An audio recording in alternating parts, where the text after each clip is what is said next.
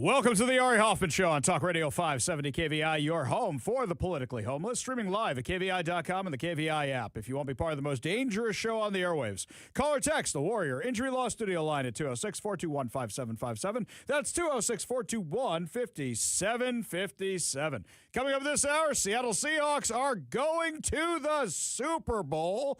Plus, we'll also talk about how there is one just man left on the Democrat side of the aisle. But before we get to any of that, time for your daily dose of adrenaline. You want me to stick this into my heart? Are you f***ing nuts? Do you know the name Hernando Garcia Morales? Do you know that name? Is that one you've heard of in the news? Is that one you've heard the Democrats yelling and screaming about? Is that one you've heard anybody talking about in the mainstream media? Of course not. Why would you know the name Hernando Garcia Morales? He's a Mexican, homeless, illegal alien whose criminal history includes burglary, peeping, and attacking cops. This guy a couple weeks ago decided to throw a rock through a window of a school bus because he said the school bus was the devil. And he did this from an overpass. It went through the window of the school bus, hit an 8-year-old Jewish girl, fracturing her skull. She now has to have multiple surgeries because now there are metal plates and screws in her head. I haven't heard a word about this. Have you? Have you heard anything about this? Can you name Laken Riley's killer? Can you name most of the people killed by illegal aliens? Can you name any of them? Can you name the illegal aliens that did the murders? Probably not. You just know the ones the media chooses to focus on. And I understand why. That's not necessarily your fault. But the Democrats are counting on that. That's what they count on when they make martyrs out of people like this latest case in Minneapolis. So over the weekend, if you've been living under a rock, what happened was you had this radical hardcore activist who now they're trying to claim was just a nurse. If you've seen this guy's social media and signal chats, which have been revealed, this guy wanted to go cause problems. This is a guy who wanted to go fight ICE. I'm not saying he deserved to die, but nuance is out the window now. Nuance is completely out the window because nobody's interested in having a nuanced conversation. Once again, with this video, you see a guy fighting back against multiple ICE officers. We don't know what happened beforehand. We know he was disrupting ICE operations. This guy was geared up and sent to fight against ICE by all the rhetoric, and now he's dead. Did he deserve to die? No. Was there probably a way this could have been de-escalated or he could have been restrained? Maybe.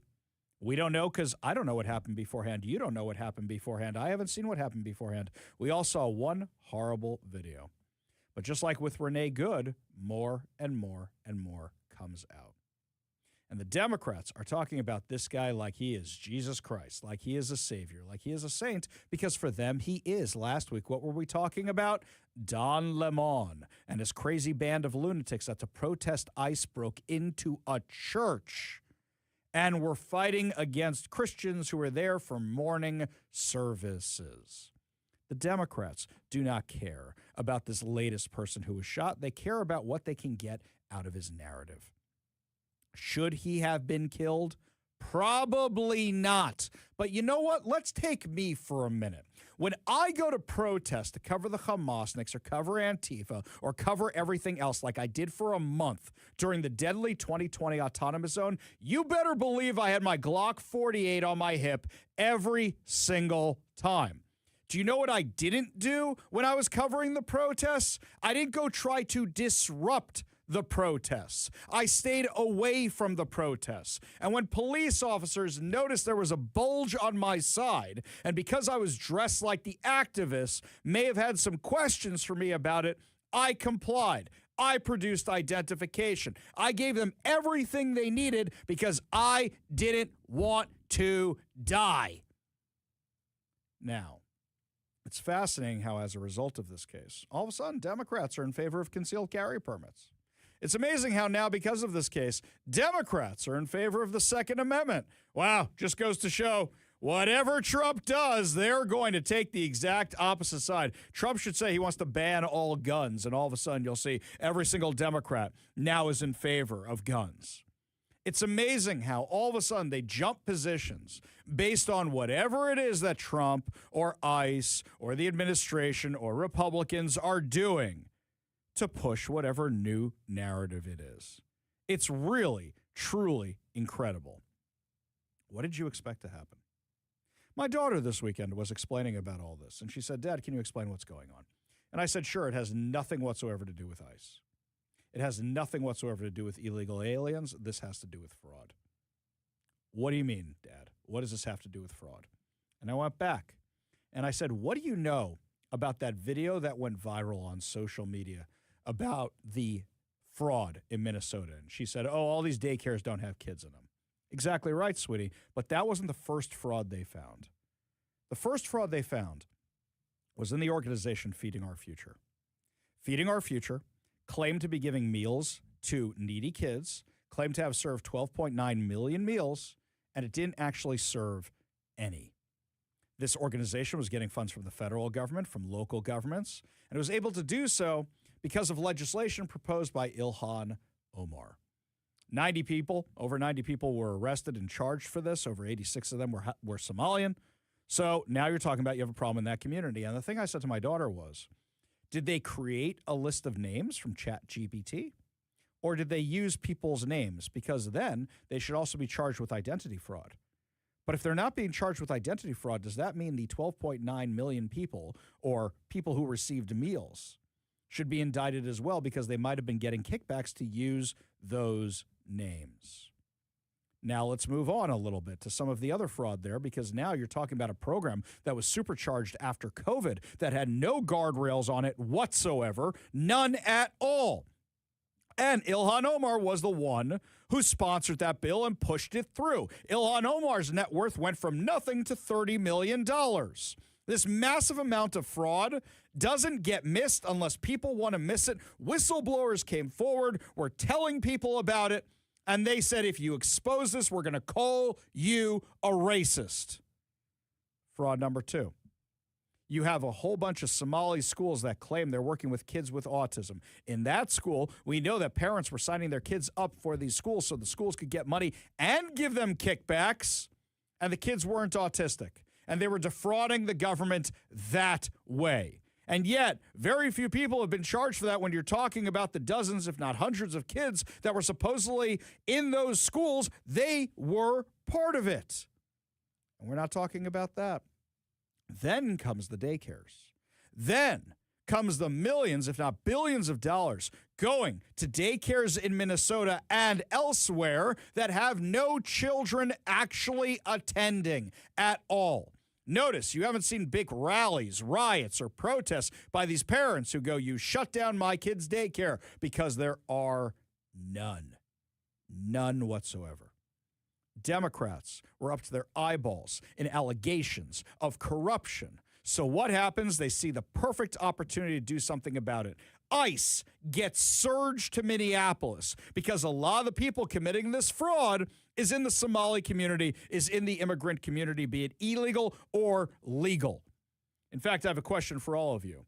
If somebody who immigrated to this country and became a citizen commits a felony, should they lose their citizenship? Give us a call or a text at 206-421-5757. That's 206-421-5757.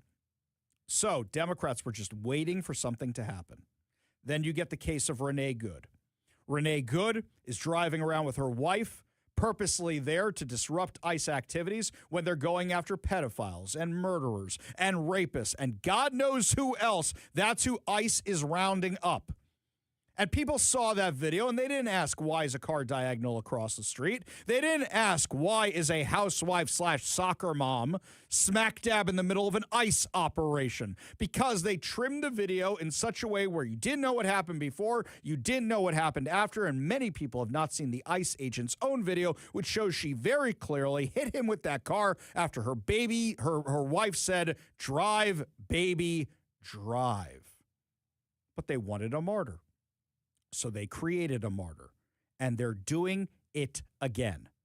That is exactly what they are doing again. And by calling everybody who's with ICE and every ICE agent, every member of the administration a Nazi, you are giving them permission to go punch a Nazi, to go kill a Nazi. Because the left loves to use that thing of what would you do in the 1930s and 40s? Would you stand by? And I'll tell you, you know what the majority of people would have done in the 1930s and 40s? The same thing they're doing exactly now. Maybe not with a cell phone. Maybe not scrolling while in the bathroom. But they would have been doing the exact same thing they're doing right now. But these people are so charged up, plus they want an excuse to riot. Hey, all the people that were rioting in 2020 haven't had a reason to riot in about 5-6 years. It's kind of cold in Minneapolis. There's some snow days coming on. Let's go do this. You do understand right now that all of this, everything that's going on, is a perfect distraction for the Democrats, which is why they are hitting it so hard. And for the activist class, it is absolutely what they wanted because they just want chaos. They just want pandemonium. They just want problems. And the more and more you look at this, you say this is organized. There are paid protesters. There are paid activists. And I'm not saying they're all paid. But I did see a fascinating post that somebody shared with me today from a retired Green Beret named Eric Schwalm. I want you to listen to this post he put on social media and tell me if this rings true to any of you.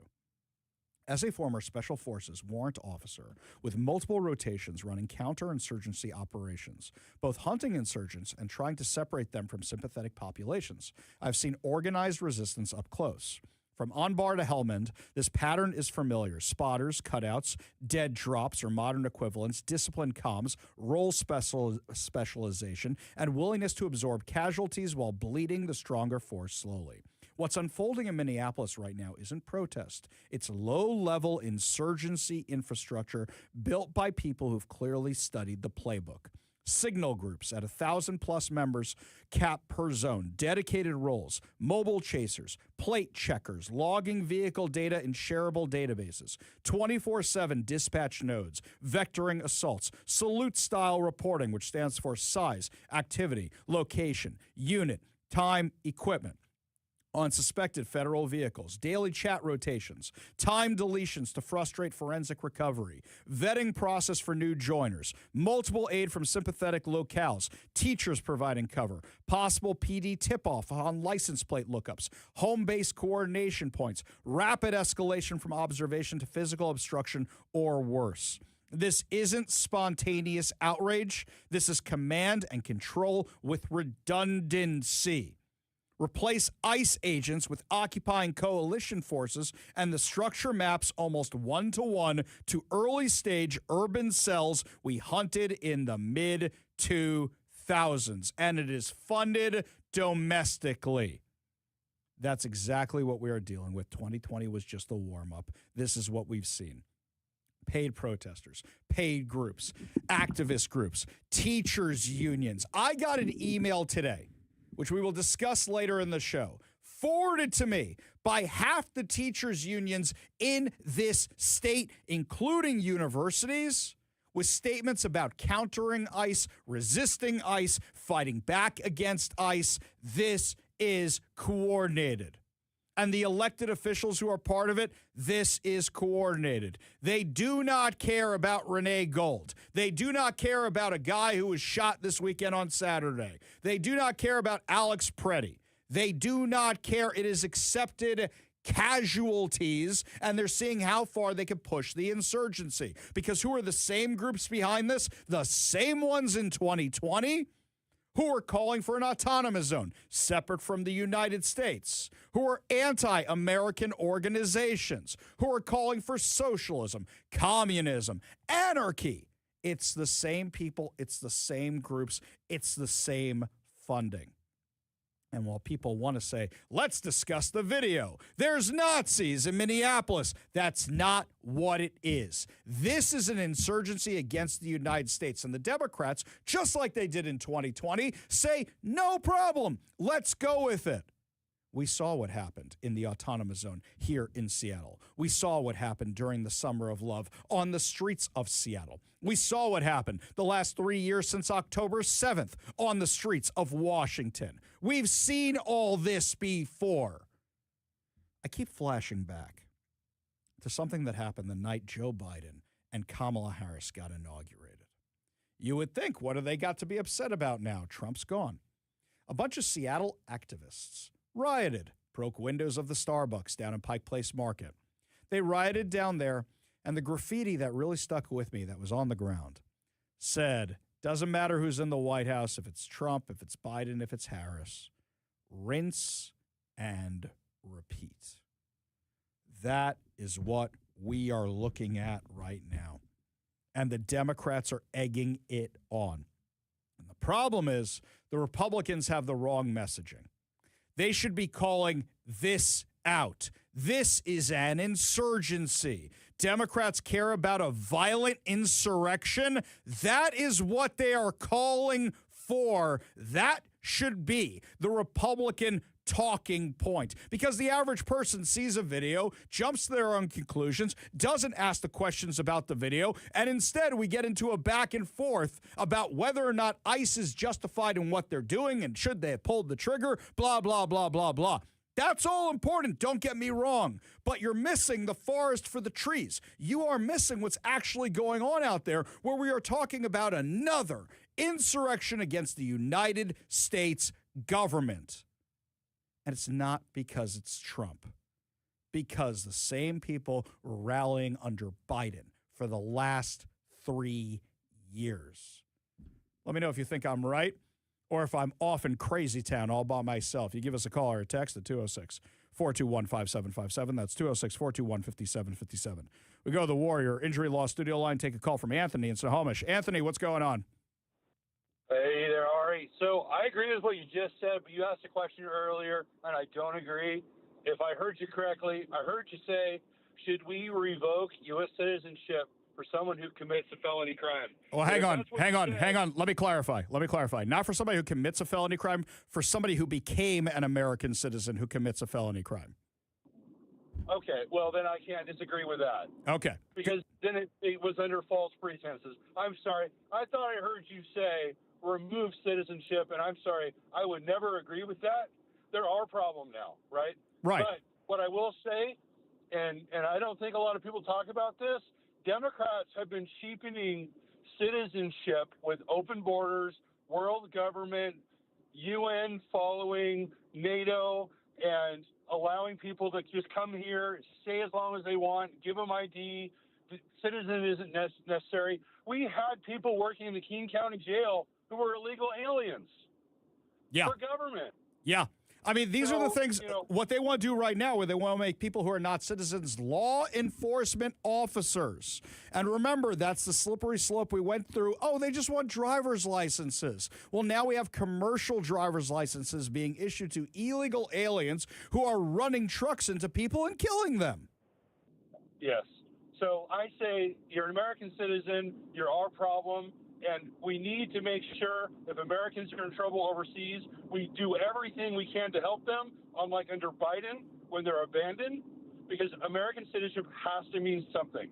But thank you very much, Ari. No, it's okay. I appreciate the call. It's a great discussion, Anthony. I appreciate you being part of the show. You want to be part of the show, you give us a call or a text at 206-421-5757. That's 206-421-5757. We go back to the Warrior Injury Law Studio line. Take a call from Dave out in Colorado Springs. Dave, what's going on? Well, you're right. Politics and cars do go together. Yeah.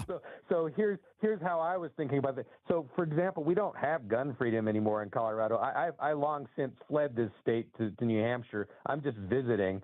But in New Hampshire, everybody leaves their cars running whenever they want to. But in Colorado, where you don't have gun freedom, and people don't have to live in fear of what's going to happen to them when they steal your car, well, they're going to steal your car. Wait a second. Are you telling me that in Colorado, you might have a city like, Denver, where you get your car stolen because there's a whole bunch of people sleeping outside, even in the bad elements, that those people actually aren't just homeless. They might actually be criminals as well who are trying to feed a drug habit. And are you saying that the laws there are so lax on the people living on the streets or the people committing crimes, but really, really strict on the residents there, that the residents can't defend themselves against the stuff that's going on the streets that's being emboldened by the politicians? Would you say that's an accurate summary for what's going on in Denver, Colorado? That's pretty accurate. Pretty accurate. We've got. I grew up here. I grew up in the Springs. And this place has turned into an authoritarian dystopia. The state, it's just not. It's changed so much starting in 2020. And I'm even running a talk radio series called it's just a series on I call it the deteriorating political situation in Colorado. I'll tell you this, there was a documentary, you might have seen it, called Denver in Decay, based on another documentary called Seattle is Dying, where basically it was Seattle was our cautionary tale. All this stuff is coming to Denver. And I actually went on a few talk radio shows in Denver talking about this very issue and how it wasn't limited to Seattle. And now that people figured out the grift of the homelessness, they were bringing it to their cities and their states. Dave, appreciate you listening from all the way out there. Appreciate the call. Appreciate you being part of the show. Thanks. You want to be part of the show, give us a call or a text at 206-421-5757. That's 206-421-5757. When we come back, my friends, lots more to discuss, including some good news that the Seahawks are going to the Super Bowl. But does that mean Bob Ferguson's going to tax every Seahawks thing in sight? We'll give you all details plus more of your calls. You're listening to The Ari Hoffman Show. Give me a yeah.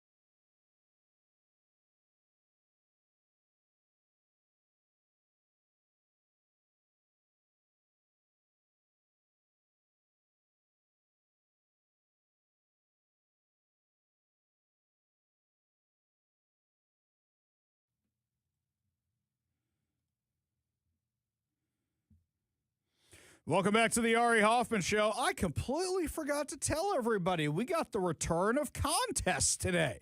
We haven't had one in a while, and I'm going to tell you exactly what today's contest is, okay? So we are giving away 2 pairs of tickets to Lionel Richie and Earth, Wind, and Fire on August 4th at Climate Pledge Arena. One pair of tickets, August 4th to Climate Pledge Arena. And the tickets don't go on sale until Friday, January 30th, which means you're going to get them early before they go on sale to the general public. Now, how do you win these tickets? I'll tell you exactly how. During the course of the show, you are going to hear us play either a Lionel Richie song or Earth, Wind, and Fire. When you hear us play that song, we are going to give you a key word, and you text in the keyword to 206-421-5757. That's 206-421-5757. And you will be entered for the chance to win a pair of tickets to Lionel Richie and Earth, Wind, and Fire on August 4th at Climate Pledge Arena. So, hint, if you hear Lionel Richie or Earth, Wind, and Fire, guess what I'm about to give you? A key word. So make sure you're listening, because I'm not going to tell you what time it's going to be, and we're not going to be as predictable as past contest where it's just always at 4 o'clock or always at whatever time. No, my friends, you got to be listening to the entire show for your chance to win these fantabulous prizes. We go to the Warrior Injury Law Studio line. Take a call from Bob in Seattle. Bob, what's going on? Hey, Ari, I got an idea for you. Yeah, what's up? Give away a pair of Super Bowl tickets. I'll listen all night long. I think if we were giving those away, I'd probably say, oh, somebody won them. His name is Ari Hoffman. Just going to stash those back there. Yeah. Okay, so, they hired illegals for the King County Jail. They really want to hire them to be cops. Do you believe that Harold Scoggins, after firing 70 firefighters from the city of Seattle, you believe he hasn't hired illegals? Well, if you got proof of it, Bob, you know how to find me, and I'm more than happy to cover it. But here's the thing: how do you get proof? Yeah, I'm saying you just send it on over, and you know we'll talk about that. I wouldn't be surprised about that at all, because he wants people who are going to follow his orders or be subservient to him. I'm not sure people who break the law are really the people you want in those kind of positions. Comply or get fired. There you go. Comply or get fired. Bob, appreciate the call. Appreciate you being part of the show. You want to be part of the show, give us a call or text at 206-421-5757. That's 206-421-5757. Who's the one who decided to keep Chief Harold Scoggins? The guy who gave emergency responders gear to the rioters of the autonomous zone in 2020, the one who stood by while a whole chunk of his department was fired during the COVID vaccine mandates. Oh, yes, Katie Wilson. So she did a whole bunch of staffing changes, and I don't really have much of a problem. You just replace lefty with lefty, more extreme lefty with more extreme lefty. Some of them are meh. That's Katie Wilson. Meh. The good choices are meh. So that's fine. So Katie Wilson decided to keep Scoggins. Now, Katie Wilson created another cringy video, this time with Karen Bass. Both of them are trying to look how cool we are. The Seahawks are playing the Rams. So we're going to have one of these little mayor bets by making a video together. If you missed this cringiness, here's what they said yesterday before the game. Hey, Mayor Bass, excited for the game on Sunday? Seattle is ready for the Seahawks to give LA the same thrashing we gave San Francisco. Thrashing? Please. Los Angeles is ready, and we're taking this one. 2 great cities, but only Seattle shows up rain or shine, and only our 12s are loud enough to cause a seismic event. Over here, it is sunshine almost all the time. Now, when the Rams take this one, we will send you a meal from one of our many Michelin restaurants. And when the Seahawks win, we'll return the favor. Seattle is famous for our coffee, and we have some of the best local roasters in the country. We'll send you something truly world-class. Deal. A true West Coast wager. Game on. Go Hawks. Go Rams. That's the best you can do. Really? That's the best you can. That's your bet? That's what you came up with? Yeah, this thing was totally spontaneous. So spontaneous. Not scripted at all. At all, right? Also, I love how Katie Wilson's people had to say, we're famous for coffee, but not Starbucks. It's the local roasted ones, because everybody knows about our locally roasted coffee, not Starbucks. Don't mention Starbucks, because you know Starbucks is evil. Don't mention the Starbucks. Yeah, okay. So natural and so just off the cuff, clearly. Yeah, clearly. It's not like they gave him scripts and probably had a teleprompter on the cell phone. By the way, you can do that. If you didn't know you could put a teleprompter for your video on the phones, you can do that. Yes, you can. Yeah, totally scripted. I found out the wager. Hang on. I found out the wager. Whoever lost got the homeless population of the other city. So we're going to send all the homeless people down to L.A., and L.A. is not going to notice a difference at all. Because that's, who am I kidding? Katie Wilson's never going to get rid of the homeless population. It's only going to get worse. And Karen Bass, okay, the things she's bragging about are the Michelin restaurants. First of all, you destroyed a whole bunch of them with your minimum wage stuff, and you guys had a record number of them close. Second of all, when I think restaurants in California, I think of Gavin Newsom and the French Laundry. Third, you got a gajillion things there in Los Angeles. And the thing you have are the Michelin restaurants? That's what you come up with? Okay. All right. It probably should be something to do with the film and television industry, but that's drying up there, so they probably don't have a whole lot to offer anymore. That's gone. Do you remember the bet that Chris Pratt did with Chris Evans over the last Super Bowl, the Patriots versus the Seahawks? Yeah. The last time we had this? So it was actually a really cute thing, and they're both classy guys, because what happened was they said they would go visit the other's children's hospital in full costume from the Avengers. And unfortunately, we know who won that one, but what happened was Star-Lord goes over to the hospital, Boston's Children's Hospital. But Chris Evans flew out here in full Captain America gear and went to Seattle Children's, which was a pretty classy thing to do, even though they lost. So, yeah. No offense to Chris, who's been here, but I'd rather see Captain America than Star-Lord. I agree. Who wants Star-Lord? It'd be like half the kids don't even know who that is. It's kind of like the guy in the opening of the movie. Who? So true. So true. Lots more to discuss as the show continues, my friends. D.C. is going absolutely bonkers over the latest shooting in Minneapolis. We'll tell you all about it and who's the one just man on the Democrat side of the aisle when we come back. You're listening to the Ari Hoffman Show on Talk Radio 570 KVI.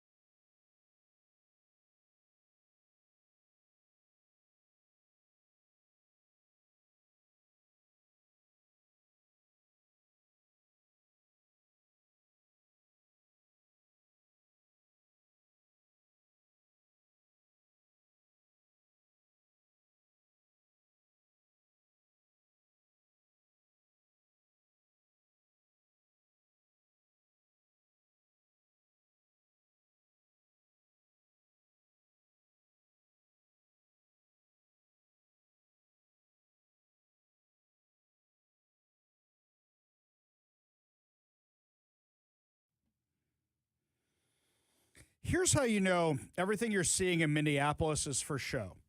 If the Democrats wanted to fix immigration, then where's the bill? They could say, here's our bill for immigration reform. Here's our bill to allow in illegal aliens. Here's our bill for whatever, and they'll repackage it and call it the Jobs Bill or the Keep Washington, D.C. Working Act, like the nonsense here. They'll do something like that. And then just say that the Republicans refuse to take it up and run it for the midterms. But they know that's unpopular. They know the majority of Americans, no matter what they're seeing in the streets, still want secure borders. So the reasons they're not fighting this at the ballot box or fighting this in the halls of Congress is because they want the fight and they want to make it look like it's just chaos, chaos, chaos. There is one just man, one just voice in all of that, and it's John Fetterman. Can't find a Fetterman. Because the truth is that he's the one who's saying, hey, we should get murderers out of this country. We should get rapists out of this country. We should get child molesters out of this country. Oh, and by the way, don't shut down the federal government because then you put people out of work and you create problems for the economy. Wow. A clear, concise, coherent vision. What do you know? What do you know? Look at that. Isn't that incredible? Meanwhile, Chuck Schumer says he's going to shut down the government. Going to shut down the government over what? You don't want to fund ICE? Okay, what's your solution? What do you want instead? You don't want border security? You don't want border enforcement? You want to let the illegal aliens have the run of the place who are murderers, rapists, and child molesters? What's your solution? Tell me what your plan is. Just defund ICE. Yeah, we tried defunding the police. How did that work out? So this is the new plan. What does the press secretary have to say about all this insanity, by the way? She gave her first press conference since the shooting this morning. Such dangerous rhetoric, as I pointed out, is exactly what has brought us to this position today, where you have elected Democrat officials across the country who are encouraging left-wing agitators and crazy people to go out and unlawfully obstruct lawful immigration enforcement. Again, these brave men and women of ICE and Border Patrol and the federal enforcement are just trying to do their jobs to enforce our nation's immigration laws and to go after the worst of the worst in this country. I would encourage everyone in this room, and I would encourage the Arizona Attorney General to look at the video of an ICE agent in Minneapolis. He was approached by left-wing agitators who were honking their horns and were screaming slurs at him. And he rolled down his window and he said, "What are you doing? I am out here trying to catch a child predator, somebody who has convicted crimes against an innocent child, and you are trying to obstruct me from doing my job." This rhetoric against ICE, comparing them to Nazi Gestapo, Donald Trump's police force, is despicable, it is shameful, and it is precisely what has led to the escalation of tensions in Minneapolis and in other places across the country. She is exactly right. Do you know how you fix this? Maybe we could go back to the Barack Obama method. Do you know how Barack Obama got rid of illegal aliens? He hired this guy. Hang on a second. What was his name? Oh, right. Tom something. Tom Homan. That's right. He hired this guy, Tom Homan, to get rid of all the illegal aliens. But back then, we didn't have sanctuary states and we didn't have sanctuary cities. In fact, Barack Hussein Obama was talking about how bad it was that George W. Bush let all these illegal aliens into the country. Barack Obama, the deporter-in-chief, deported over 9 million people and gave Tom Homan a medal, gave him an award for this. So how about you guys just say, you know what, instead of the sanctuary policies, which don't let us release criminals into ICE custody, maybe we just ignore the sanctuary policies, don't do the sanctuary policies, and then, release the illegal alien, rapists, murderers, child molesters into ICE custody? That sounds like a really common sense kind of thing, right? Can we just do that instead?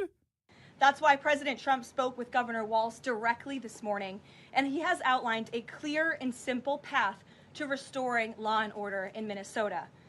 Number one, Governor Walz, Mayor Frey, and all Democrat leaders should turn over all criminal illegal aliens currently incarcerated in their prisons and jails to federal authorities, along with any illegal aliens with active warrants or known criminal histories for immediate deportation.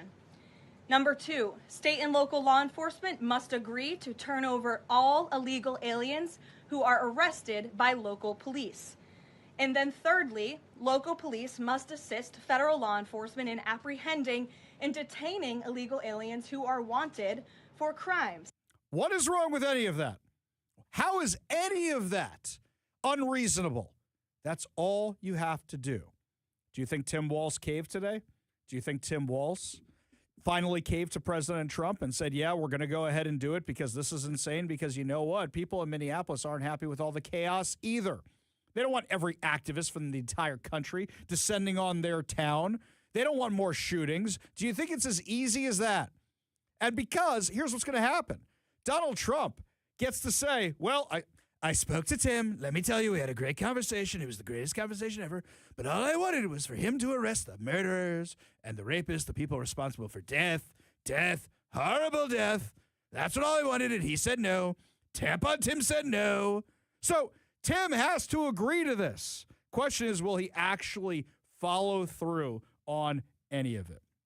Don't forget to keep listening to the show for your chance to win Lionel Richie tickets and tickets with Lionel Richie and Earth, Wind, and Fire Climate Pledge Arena. But you got to keep listening to the show for your chance to win. Lots more to discuss as the show continues. Can we stop with the Nazi comparisons, please? No, you cannot compare Anne Frank to illegal aliens who are murderers, rapists, and child molesters. But Tim Walz tried to do it. We'll tell you what's going on when we come back. You're listening to the Ari Hoffman Show on Talk Radio 570 KVI.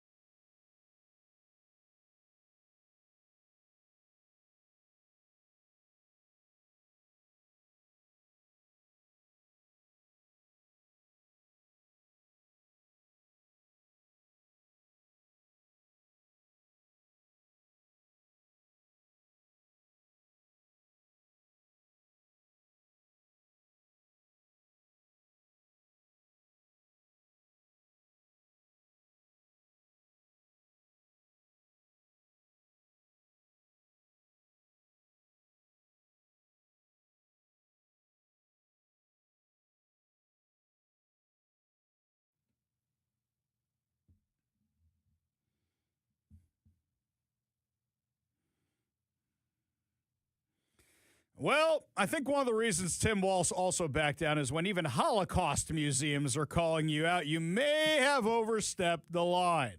So Tim Walz yesterday was talking about the shooting during a press conference, and Tim Walz, he's as bad as Joe Biden, where you just can't control what he says. Here's what he said.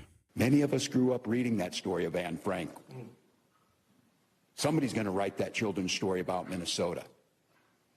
You're comparing Anne Frank to the illegal aliens that are rapists, murderers, child molesters, you name it. That's what you're doing? This one here, this is from Matt over on the text line. This is text of the day. I'm tired of the Nazi comparisons, and frankly, they are insensitive. You win for the day on that one. That one you win, sir. That cut by old Tim there. Yeah. A children's story? Yeah.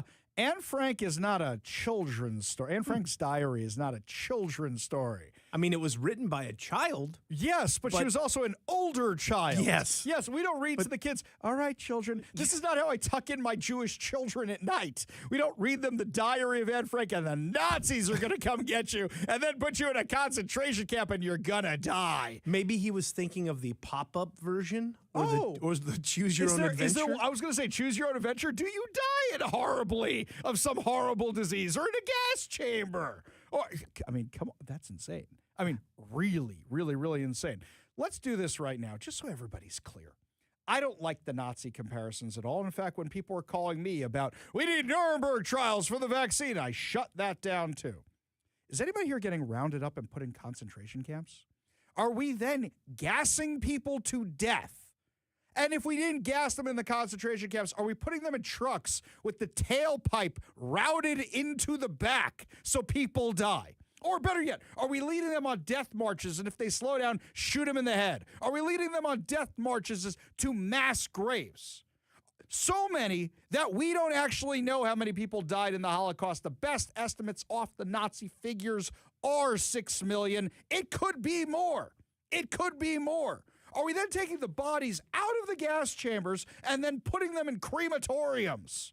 Are we then taking their possessions and giving them to other people? Are we ripping the gold fillings out of their teeth to process for the war effort?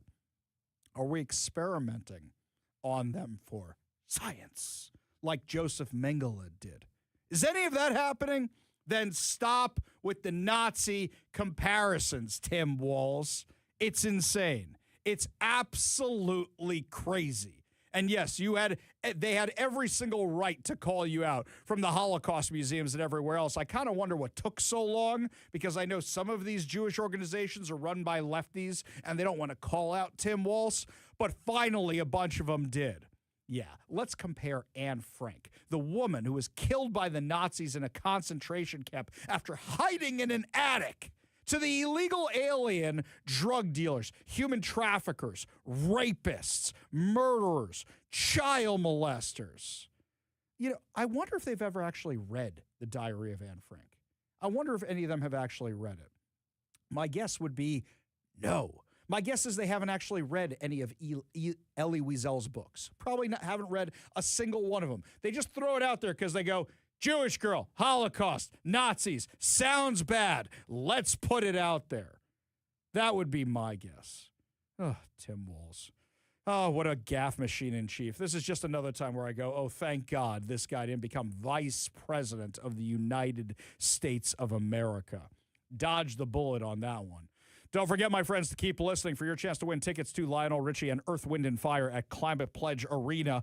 Coming up next hour, that's right, you can have them before they go on sale to the general public. Plus, also, now we got an issue where somebody has figured out my hack about not paying your car tabs and is doing something about it. We're going to tell you how you could possibly go to jail for not registering your car when we come back. You're listening to the Ari Hoffman Show on Talk Radio 570 KVI.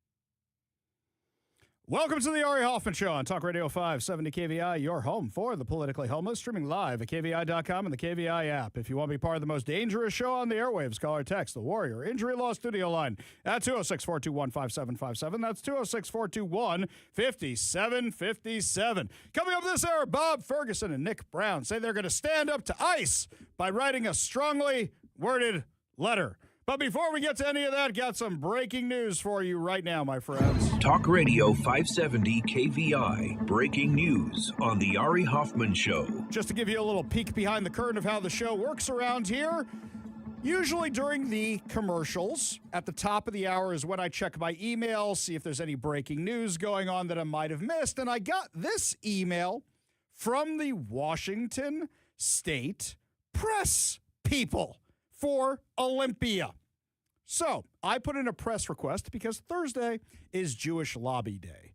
Does that mean we're going to go down there and have the best kosher snacks you can imagine because they're always in the Jewish lobby? No, my friends, that's not what we're talking about. Down there, the Jewish community goes and lobbies for what are the important things for their community.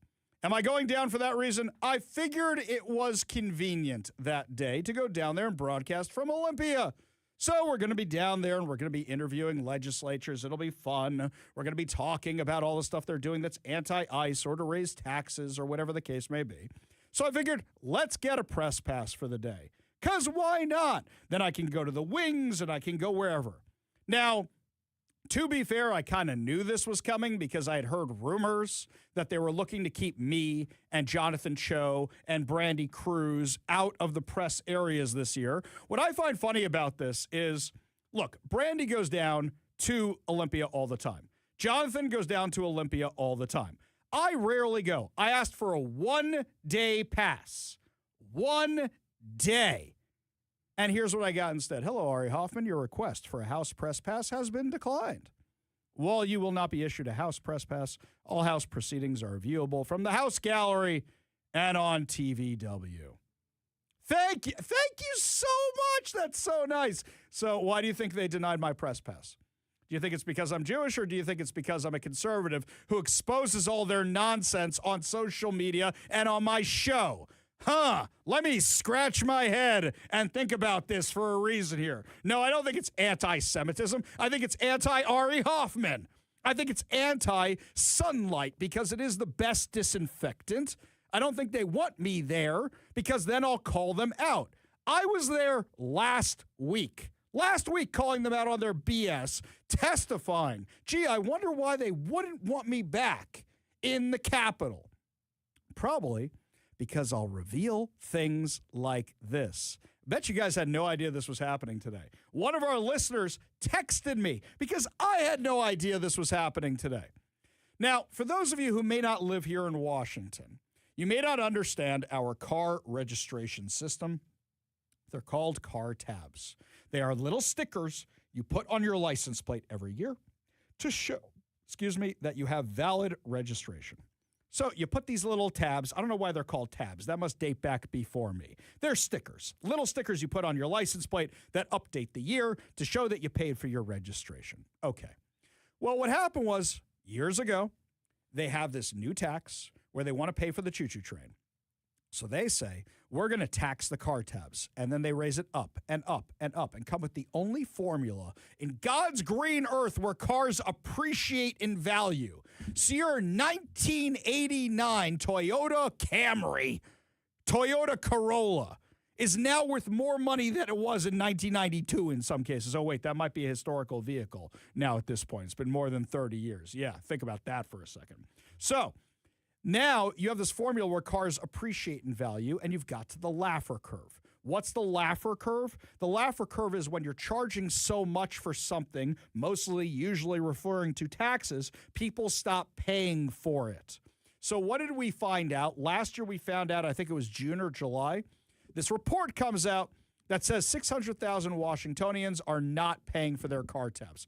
Ha! I bet it's way higher than that. Way higher than that. And the reason for this is because a lot of people say it's just too damn expensive. And I'll take my chances getting pulled over and getting a ticket rather than paying for the car tabs. Let's take Ari Hoffman. A few years ago, taking my daughter up skiing to Snoqualmie. What happens? I get pulled over by a very nice lady Washington State trooper, pulls me over and says, "Do you know why I pulled you over?" I say, "No, ma'am. I have no idea why. I wasn't speeding," which is rare, by the way. So that was a good thing. So she says, "Well, your car tabs are expired." I said, "Oh, yeah, I know all about that." And she says, "What do you mean you know about that?" And I said, "Well, I voted for $30 car tabs, as did the majority of Washington. And then the Washington State Supreme Court, for no legal reason whatsoever, decided to throw that out the window and get rid of it. And now it is so expensive to register my car that if I get a ticket from you, it is actually cheaper than registering my car. What are the odds I'm going to get pulled over? And on top of that, if you write me a ticket, I'm going to identify as homeless and get out of it." And she said, "I'm sorry, what?" And I said very politely, "Would you like me to say all that again?" And she says, "No." So she goes back to her vehicle. Oh, she says, "Do you have insurance?" I said, "Of course I have insurance." She says, "Do you have a valid driver's license?" "Of course I have a valid driver's license." Hand it all over. She goes back to her vehicle. She comes back to my truck, and she says, "I'm going to let you off with a warning." Success! Success! See? Illustrated it. Well, now that we know that there's less police officers, and now that we know that they're so defunded, and now that we know they're not going to pull you over for speeding infractions and things like that anymore, a lot more people said, "Screw it, I'll take my chances." Well, the Democrats, rather than saying, "Hey, this is too expensive, maybe we should do something about it," Senator Marco Lias, the one who wants to make sure every single kid in Washington gets a free bicycle and have billions of dollars left over to spend on whatever stupidity he wants, the guy who's behind the bill, which created the 5599, the state-sponsored kidnapping, where basically your kid can run away from home to Washington State and they will trans your kid just because they can claim they're in a place where their parents don't support them and they want to identify however they want to identify and live in a homeless shelter and live off government medicine for the rest of their lives. Yeah, now he's got Senate Bill 6176. All vehicles operating on public highways must have current registration and display valid license plates. You cannot receive plates or registration without proof of title. Okay, that's what we have now. Failure to register a vehicle operating an unregistered vehicle is a traffic infraction. It used to just be a fine. Now it's actually going to go on your record.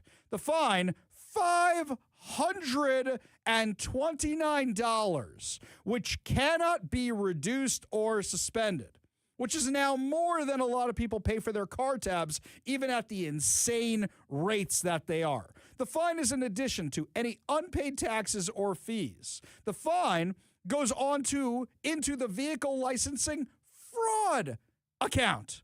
Fraud account. Driving with expired registration is treated as a traffic infraction. Also, if you park a vehicle with expired registration, then you're also going to have it treated like an infraction, not a moving violation. It doesn't go on the driver's record, but you're going to get hit with the fine there too.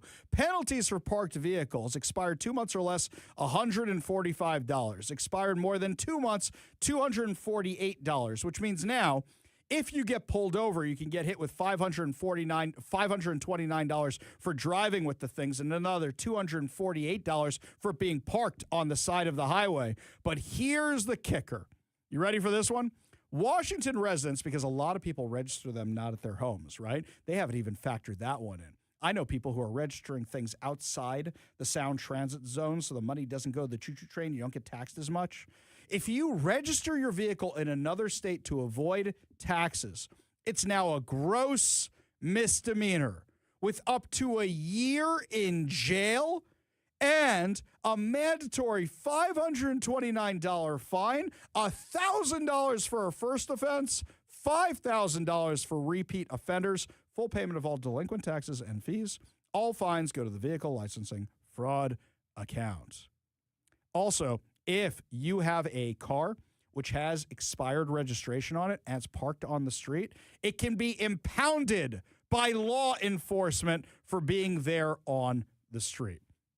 Also, they can keep the money flowing to their little choo-choo train because so many of us said, screw it. It is cheaper. So rather than say, how do we make this more affordable because so many people aren't paying for it, instead they're saying, screw it. We're going to tax the you-know-what out of them. That is Senator Marco Lias. And now in a normal world where we have law and order, I would say, yeah, totally agree with this. Why shouldn't you register your tabs? But when I know that the money is being wasted, where now they're saying we found couch cushion money, $60 million, as we found out last week. That's just couch cushion money to most of us, right? $60 million, where now they have found this money somewhere in the King County budget to use it for the light rail, which has never run on schedule and never run on budget. And now you're going to use our $60 million in couch cushion money for this thing that is so overblown that less people are going to be writing, oh, has the announcement come out from Amazon yet this week of the 15,000 people that are getting laid off? Anybody? Because I know that they are counting on people going from Bellevue to Seattle being what really takes care of funding this light rail. They're opening the thing in March, but I'm not sure you're going to have the techies working in Amazon you think you're going to have working in Amazon, which means they're just taxing the drivers. You know what's going on I-5 right now? I-5 North, where they refuse to open up the HOV lanes to regular traffic during rush hour. They want you sitting there so you are so miserable you will ride their damn train. That is what this is all about. They want you riding the train no matter what. So Senator Marco Lias, rather than saying, hey, you know what? Affordability, we talk about it all the time. We're going to make sure they pay those unaffordable car tabs. I got a question for the audience. Are you going to keep not paying your tabs, or would this make you pay your tabs? Because I look at something like this, and what do you think is going to happen to me? You think I'm just going to get let off with a warning anymore? You think I'm just going to get let off with a fine? Let's see. Can I see your license or registration, please? Ari. Oh, well, you, sir, step out of the vehicle. Come with me. Go directly to jail. Do not pass go. Do not collect $200. Guess where you're going for a year so we can keep you off air. Yeah, guaranteed that's what they're doing. The Democrats. This is who they are. And, you know, in a normal world, I'd say, yeah, you should be paying your car tabs. But they made them so damn expensive.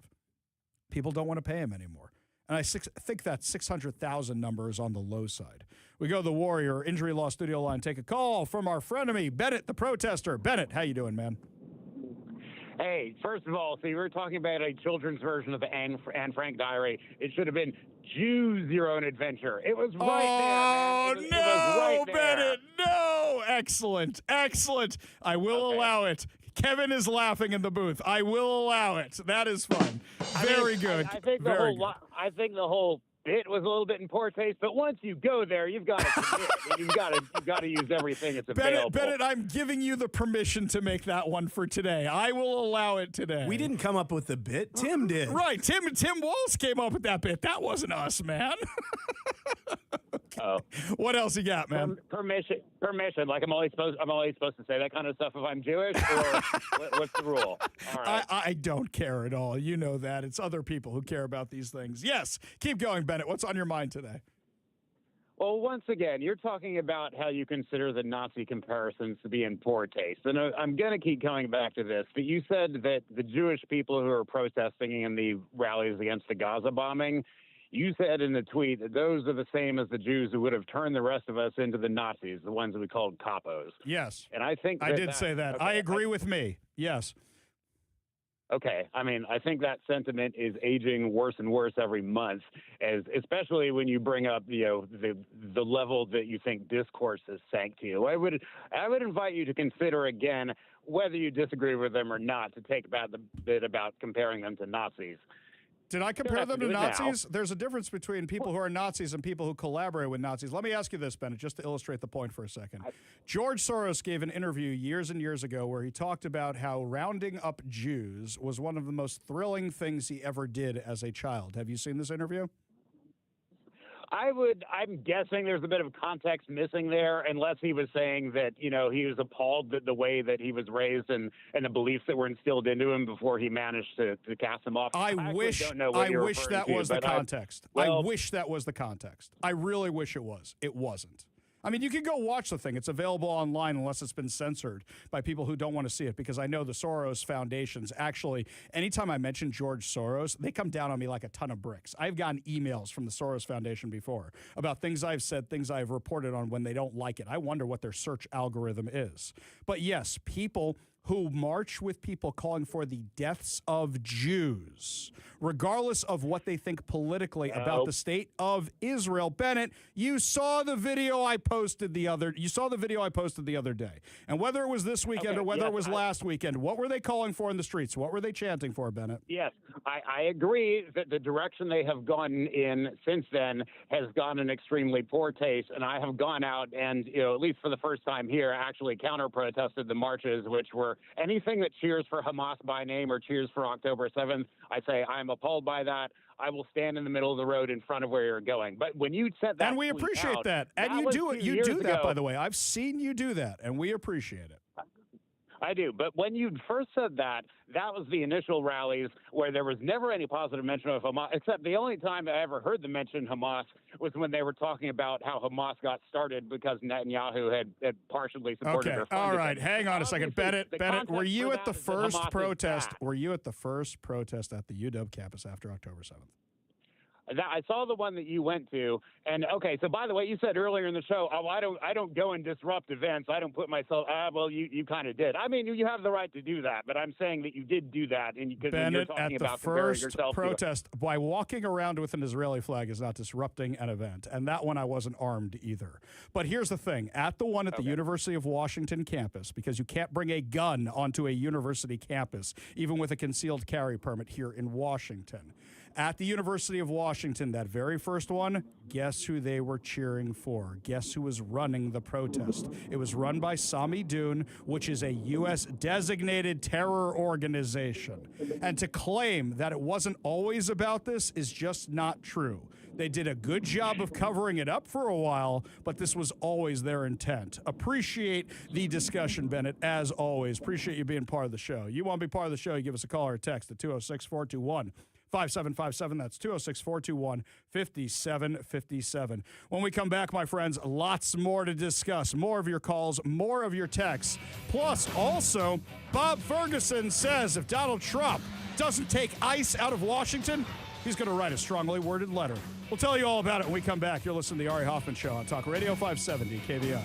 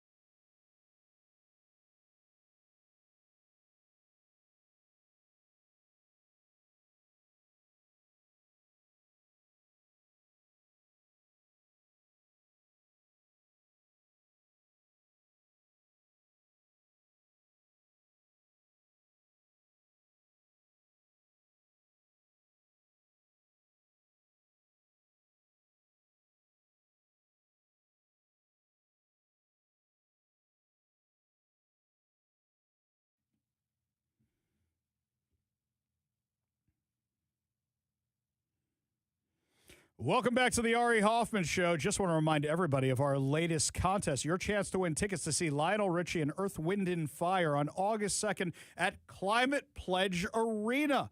Tickets go on sale at the end of the month, but you have a chance to win them right now if you text the keyword HELLO to 206-421-5757. That's 206-421-5757. Just text us to say hello.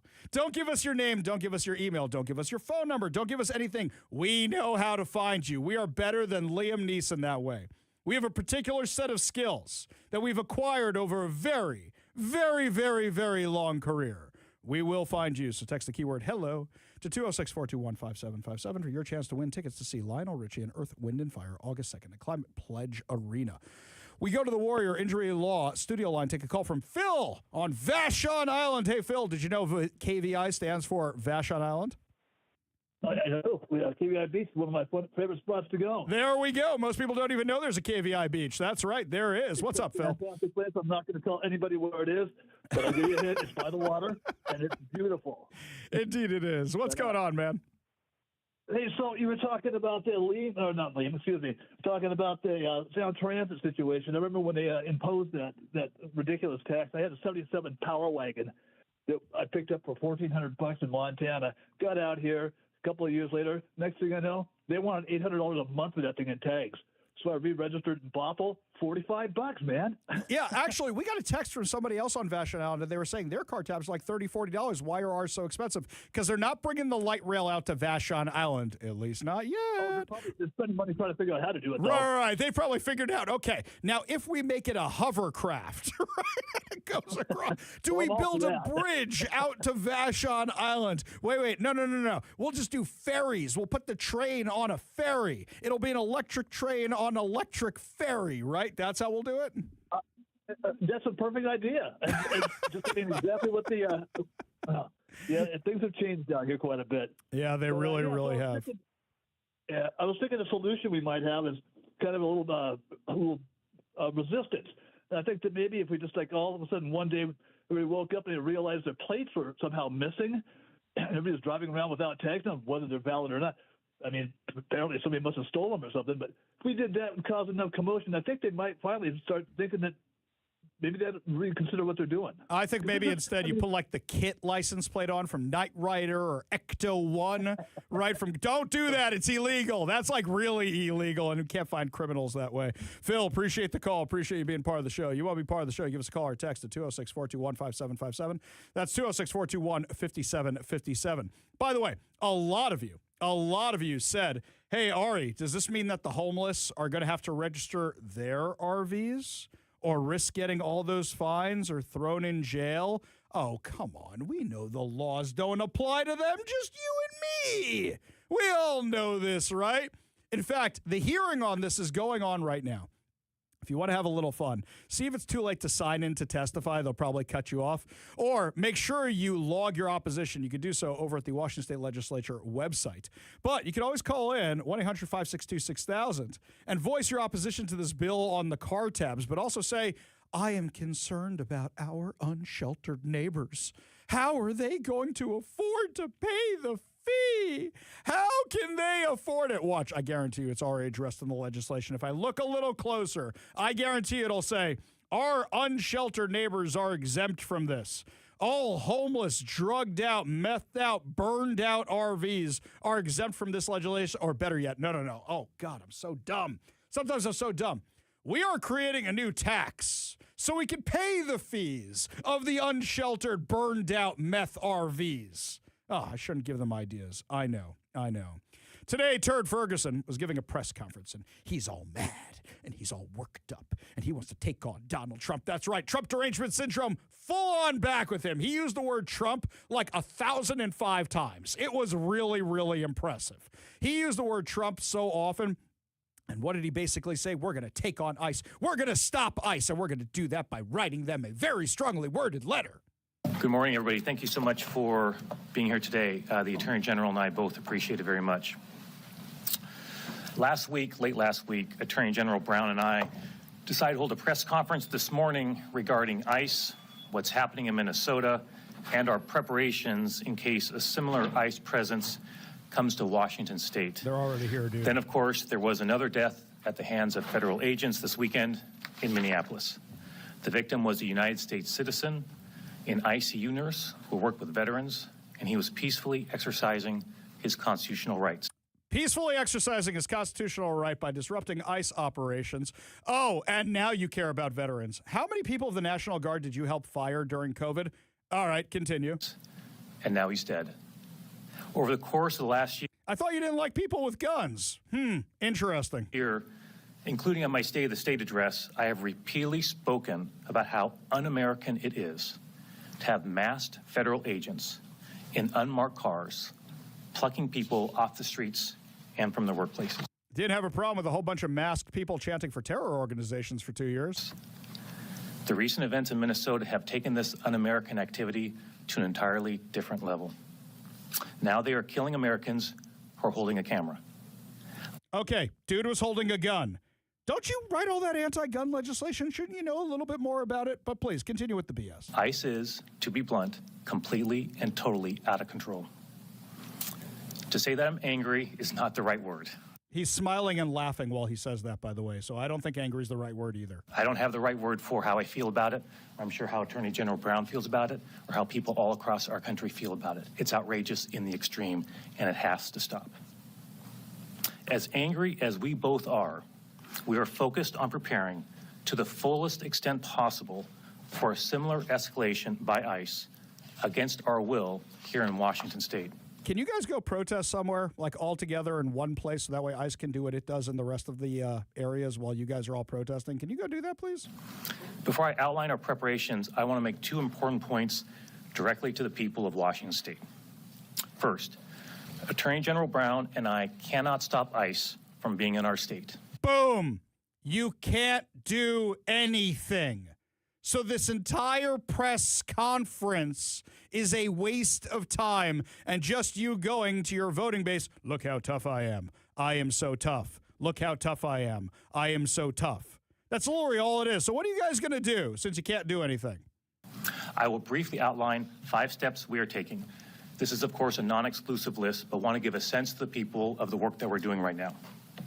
First, the memo to ICE agents instructing them to use force to enter people's homes without a warrant from a judge is outrageous. It is disturbing. It's not. It's called an administrative warrant. You actually should look up the law. Last time I checked, you were pretty good at that. You're choosing to ignore the facts. It is deeply un-American, and it is most certainly unconstitutional. Entering people's houses, wondering what they're doing on their own free time. I seem to remember a whole COVID thing about where you could and couldn't go. Just a few minutes ago, Attorney General Brown and I signed a joint letter to Homeland Security Secretary Kristi Noem. That letter covers multiple points, but importantly, it makes clear that the directive in that memo is certainly unconstitutional. Oh my God, I thought I was joking. They literally wrote a strongly worded letter. That's what they did. They wrote a strongly worded letter to the manager. We'll just call him Karen Ferguson from now on. That's what we'll do. Karen Ferguson and Karen Brown. They wrote a strongly worded letter to the manager. This whole press conference was a colossal waste of time. All it was about was virtue signaling. They can't do anything, but they want to look tough. That's what this is all about. And for a guy who wants to look tough, when we come back, we'll tell you exactly what Democrats in Washington State, their latest attempts to demonize law enforcement even more than before. Tell you all about it when we come back. You're listening to the Ari Hoffman Show on Talk Radio 570 KVI.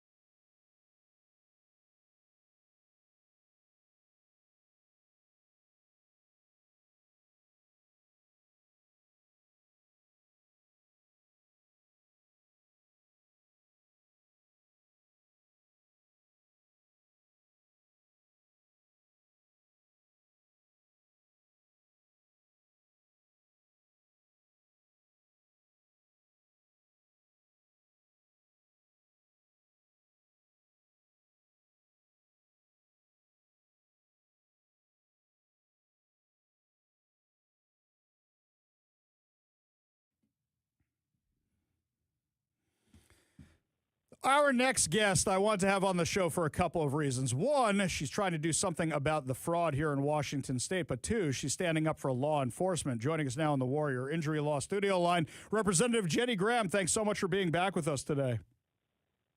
Thanks, Ari. It's a pleasure to be with you. Such a pleasure to have you. Now, I know you're calling to talk about how we can make sure that money for homeless is supposed to go to money for homeless. But before we do that, I got to give you a big thank you because last week you were calling out Representative Daria Faraver's bill. I'm sure I mispronounced her name, where basically she wants to cut off law enforcement from working with outside intelligence agencies, foreign intelligence agencies, foreign police, military. She wants to stop us from doing that right on the edge of having the World Cup, on the eve of having the World Cup here, when we have foreign dignitaries coming here, and you took it right to her. I think you did a masterful job. Why, thank you. It made no sense. Why would we open ourselves up, to something horrific that, could happen, is happening in other countries? Why would we do that? It just doesn't make any sense. And, as a state representative, I believe she should know better than what they're doing with this. Yeah, but it's clear we know why she's really doing this. And you said so when you were calling her out on it. You said, is this about Israel? Right to her face. And the way she quickly answered, no, just like that. No, it's not. Of course it's about Israel, because that entire thing was using the talking points with the pro-Hamas activists. And that's, of course, why she's doing this, because it was amazing to me how you and Representative Dan Griffey and the gentleman who was representing the Sheriff's Association tore apart the entire bill and showed how little she knows about her own legislation. Right. Yeah. Exactly. Not only about that, but how much danger that it opens us up for in this state. And, when we do not make good decisions in Olympia, there are real consequences for our loved ones and our businesses and our communities that we should be responsible for. Yeah, you're 100% right. In fact, if I recall, there's 2 buildings in New York that aren't there anymore because we had intelligence sharing issues. So just as a word of caution for everybody. Okay, now to the topic at hand. You have a new bill out, or actually it's an old bill, but you're reintroducing it to make sure there's transparency and accountability in homeless spending. And given how much alleged fraud that people like myself have been uncovering here in Washington, this is very, very important. We haven't even gotten to Homeless Inc. yet. We're still dealing with the health care. We're still dealing with the daycares. Tell us what your bill's all about. Well, Ari, this particular bill came about when we had an issue going on in Spokane. One of the homeless navigators, they were away on a team building exercise, and there were pictures that ended up showing up on social media talking about them getting spankings by naughty nurses. And of course, my mouth hit the ground and I'm going, okay, first of all, how many people is that getting out of homelessness? And secondly, where did they get the money to do this? Right? Yeah. So I start poking around, asking questions. Where did they get the money to do this? And I start finding out, that I'm like a lot of other people. Surely we have, things where we're auditing where this money is going. And I found out, no, we're not. It's not easy to find out where they're spending the money. And I started also finding out that you've got money going out to NGOs for different things. And unfortunately, they get this money, and it's thousands, if not millions of dollars. That money ends up getting spent on, whatever they want to spend it on. By the time we figure out that it hasn't been spent where it was supposed to be, they're not getting prosecuted because our courts are a mess. They then turn around and open up another one, and it starts all over again. So that truly is where this particular bill came from, to say, look, we need to know who's getting the money. How much are they getting? What are they doing with it? Where's the receipts to show that this is where they actually spent the money? What are the results, that they're getting for this money? And I'm not talking about putting, people in a hotel for a week. This needs to be literally helping people get out of homelessness. And it also has some teeth to it, that if these nonprofits did not submit the information to the state auditor's office, that they would be out of compliance. They would no longer be able to apply for grants. And if they were caught committing fraud or misappropriation of funds, they would not be able to get any more money that way either, because we need the money going to places that are actually making the differences. So then let me ask you this, because this is very common sense legislation. It's asking for fiscal accountability. What do you think the chances of it are going forward, or do you think the Democrats are going to resist it again?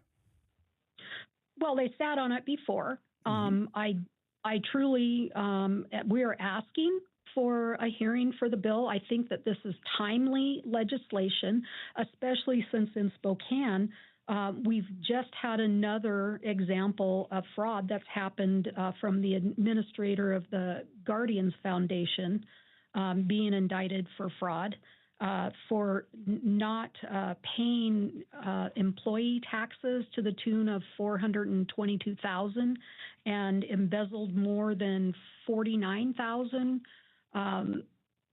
This is fraud. Now, this is the federal level that's prosecuting. But my point, though, is these nonprofits get state money also. And I do not see any investigations going on regarding, how this money is being spent or any accountability when there is fraud. And this is also at a time when, we have had record-breaking taxes that, are being put forward. So, I'm calling it economic slavery.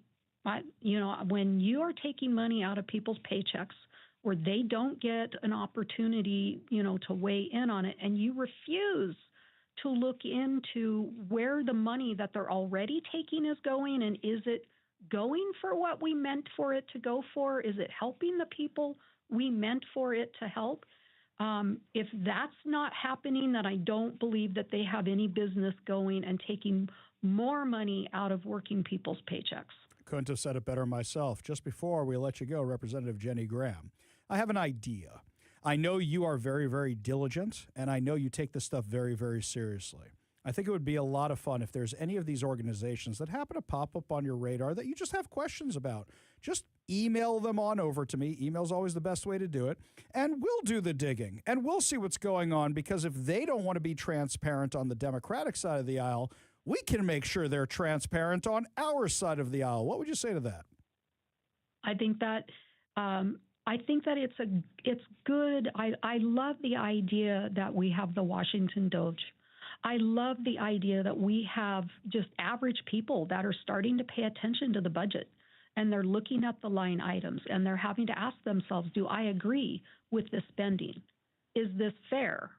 Is this going towards what I want it to go for, as in maybe our infrastructure, fixing our roads, our bridges, so that we, if we do have bad weather, we don't have catastrophic damages that come because of our lack of doing what we should be doing. And not to mention, if we dealt with the fraud, then we'd have more money to put towards that. This to me is just, it's not a Democrat or a Republican issue. This is definitely, we want to have a Washington State be the beautiful place that it is to raise our families and work and retire in. And I just think that at the state level, we can do a better job, and we should be. Couldn't have said it better myself. Representative Jenny Graham, that's why you're one of my absolute favorites out there in the legislature. I look forward to seeing you this week. Thank you so much for joining us today. Really do appreciate it. Thanks, Ari. Always a pleasure. We got a whole lot more to discuss as the show continues. You're listening to the Ari Hoffman Show on Talk Radio 570 KVI.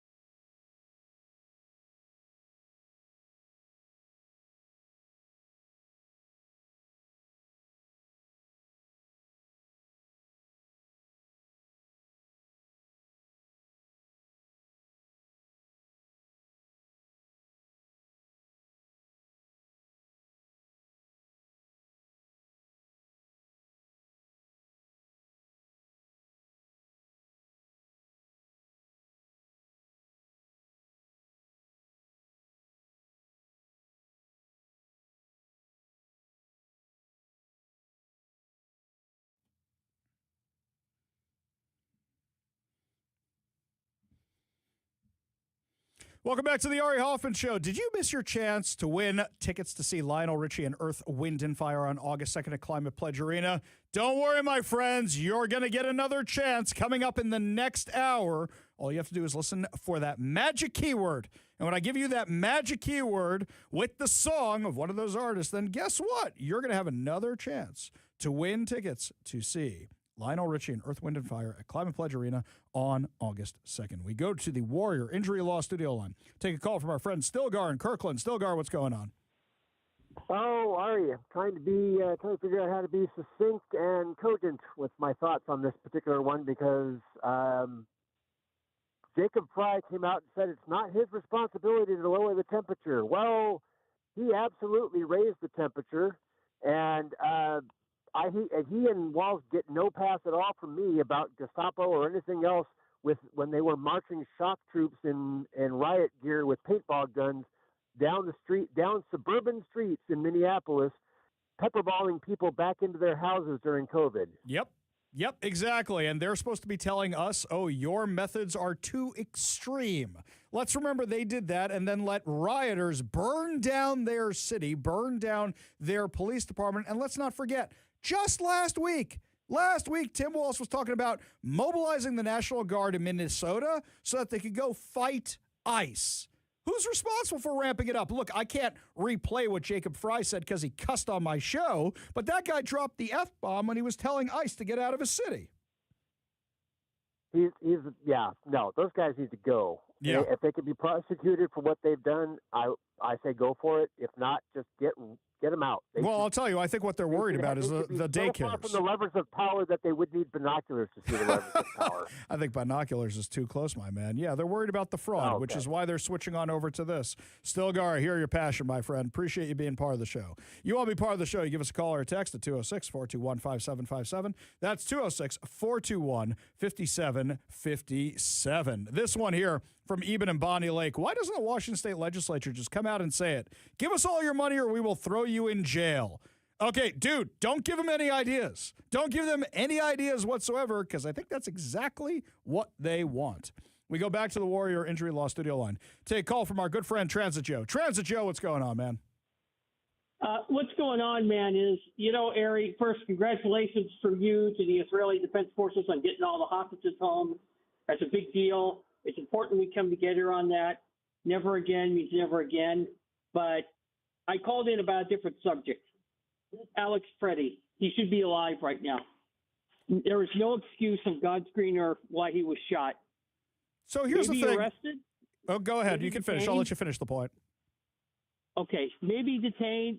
He was in the middle of a street. He maybe committed the misdemeanor of a disorderly conduct, according to our laws in Washington. But he didn't deserve to get shot, and I hope we can both agree on that. So I'm not disagreeing with you. I'm not disagreeing with you here. But in my opening segment today, like I said, the Democrats don't care about Alex Pretti. They don't care about him at all. They are using him the same way they're using Renee Good. They are ramping up people like this, sending them out to be their shock troopers. And what the problem here is that, Joe, as I said at the beginning, when I went to University of Washington campus and I wrapped myself in an Israeli flag and marched my way through the protesters, you know what I wasn't carrying at that point? My gun. It's illegal to bring it on campus. When I have a firearm on me, you have a different kind of responsibility. You don't go and pick fights with ICE agents. Right. You definitely don't go interfere with ICE agents because they want to go home that night. And when officers tell you to do something, you follow their directions. The one most directly responsible for Alex Pretti's death is Alex Pretti. The one most responsible for Renee Good's death is Renee Good. And I think the problem here... Sorry? This is where we disagree. There are other ways of dealing with it than gunfire. Well, hang on. I'm agreeing with you on that, but here's the thing, Joe. If somebody hits you with a car, do you assume they're just trying to give you a love tap? I'm assuming it's something very bad's happened. There you go. And also, the cops don't have the time to Monday Morning Quarterback or Zapruder film that tape the way everybody else did. With regard to Alex Pretti, we don't know what was going on beforehand. This is a guy whose social media says he was gearing up for a fight. I agree with you. You got 6 of them or whatever it is surrounding the guy, but this is a guy who went to pick a fight. And the problem is if the Democrats really want to solve the issues with ICE, they would just say, here's our legislation. Instead, they're saying, go out and fight ICE. We're going to mobilize the National Guard to fight ICE. And that's the biggest problem here, Joe, is that they want his death. They want Renee Good's death. And if Trump pulls out of Minneapolis now, you know what they're going to do? The same thing in Seattle, the same thing in New York, same thing in Los Angeles, the same thing around the country. The people I believe are most responsible for their deaths are the people who went out to pick a fight with federal agents. You just don't do that. Joe, appreciate the call, appreciate the discussion. You want to be part of the show, you give us a call or a text at 206-421-5757. That's 206-421-5757. And I'll tell you, you guys are really mad about this car tabs thing. I don't blame you. I don't blame you whatsoever. Remember, you can call the Washington State Legislature, 1-800-562-6000. That's 1-800-562-6000. And voice your opposition to it. Be polite, though, of course. Lots more to discuss as the show continues. The last hostage is out of the Middle East, and we got some news for you out of Minneapolis. We'll tell you what's going on when we come back. You're listening to The Ari Hoffman Show on Talk Radio 570 KVI.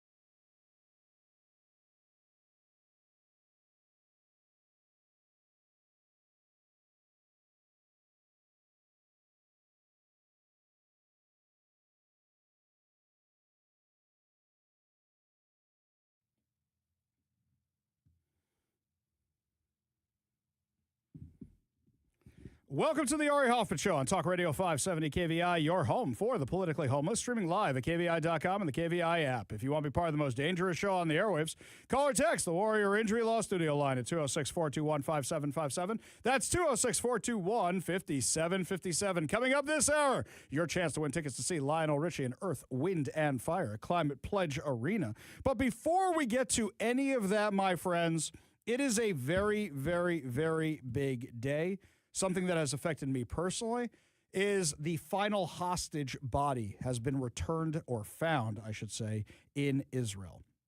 This song we've been waiting for over 800 days. Ron Gavili was an Israeli soldier who was killed and his body was taken hostage on October 7th, 2023, and Hamas has held it the entire time. Now, I got to give you a crazy story. And for those of you that are religious, I don't care what your religion is, you're going to think this is a crazy story, but this actually happened. This actually did happen. So we're at the Roanoke Conference this weekend. For those of you who don't know what the Roanoke Conference is, it's like our own little CPAC, our own little Turning Point USA, right here in Washington State, where conservatives get together on the weekend and talk about policy, talk about strategy. And I was one of the panelists. Brandy Cruz was one of the panelists. Jonathan Cho was one of the panelists. Our panel was actually very well received. It was about political violence. It was great. Hopefully we'll be invited again next year. I've been going for this was my 5th time going, so this was 5 years. And my wife came along this year, which was great. I love when my wife comes with me. So we're down in Ocean Shores. And in the afternoon, Saturday afternoon, there's not much for us to do because it's Saturday. Saturday is Sabbath for us, and we don't have our phones. Basically, we eat, we go to synagogue, and now there's no synagogue because there's no synagogue in Ocean Shores. So we eat, and we go to the Roanoke Conference. We don't have our phones. We don't have our laptops. We don't have anything. So when there's downtime, it's either take a nap, hang out and talk, go for a walk. That's what you do. It was beautiful but cold at Ocean Shores, so we put on some stuff to go to the beach, and we start walking along the beach.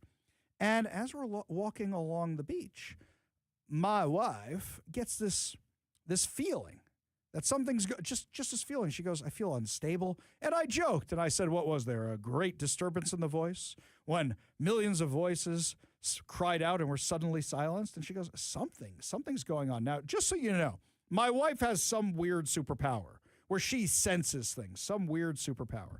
And I kid you not, she said to me, I wonder if they just rescued the final hostage. And I said, okay, that's weird if that's true. But I tell you, we had no contact with the outside world. Nobody knew this was going on. But what we found out this morning when we woke up to the news that Ron Gavili, his body was found, guess when it was found? Around that time, while my wife and I were walking on the beach in Ocean Shores, Washington. Yeah, that's a little crazy. So, according to the Times of Israel, in a moment Israelis long yearned, but few dared to believe would come, the body of the final hostage held in Gaza was identified and brought back to Israel 843 days after Hamas terrorists attacked Israel on October 7th, 2023. Now, here's the other thing you need to understand about this. It's not just the people who were kidnapped and who were killed on October 7th. Hamas has held other hostages for years, ever since they controlled the territory. We got all of them back. We got all of them back now. Ron Gavili, 24, a police officer killed fighting the Hamas invaders, had been the last of the 251 people kidnapped that day to remain captive. Followed the return, the rest of the hostages, living and dead, under the current ceasefire. For more than 50 days, he was the only hostage still held in Gaza, amid Hamas's insistence that had been unable to locate him, leaving his family and his country fearful he might be recovered. But on Monday afternoon, a day after announcing it had launched a pinpoint search effort in a Muslim cemetery in Gaza City, thanks to specific intel. The Israeli Defense Forces said it had located Gavili's remains and was bringing them across the border back to his parents and siblings and to his fellow Israelis for a proper burial. Now, when they say we didn't know where his body was, somebody went and put it there. And here's something else. I have not confirmed this yet, but I heard that they found his body buried in its Israeli army fatigues. That's what I heard. I don't know if it's true yet. That's what I heard. I have to confirm that. Hamas is such savage, you-know-whats. I can't even use the word on air. That this is who they are. They hold bodies hostage. They don't even know what they do with the bodies. They don't treat the bodies as important. We treat the bodies as very, very important. So this was something that was just, it's a huge weight off so many people's shoulders. And actually, a lot of us, including myself, those of you watching on the live stream, you may notice today, I'm not wearing my hostage pin. I'm not wearing my hostage necklaces, anything like that. I went on Newsmax this morning for an interview. I'm always wearing my hostage pin, my hostage necklaces. First time in 3 years that I'm not wearing that thing. This is a huge, huge weight. And why? Why is this happening now? Well, because everybody in the area wants to go to phase 2 of the Gaza peace deal. What's phase 2? Phase 2 is completely get rid of Hamas and let's start rebuilding the Gaza Strip. Now, you've heard a lot about the Board of Peace. What is the Board of Peace that you've heard so much about? Let me explain this. There's a buy-in because that's how President Trump works. To be one of the countries on the Board of Peace, you have to be invited and you have to be willing to give them a minimum of $1 billion investment. Now, this is actually a very, very good investment. How many places in the world are there that are raw land? Yes, it's a great real estate deal. You're going to carve up the Gaza Strip, and each country is going to be responsible for a section of it and developing it. Now, let's say it's me. Let's say I'm, Spain. Let's say I'm Spain.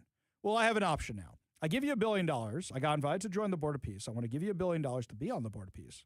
But then it's up to me what I want to do. Now, I could turn around and go to Spanish real estate investors, and I could say, hey, guys, I will sell you the land that I now have control over. It's all yours. Do what you want with it.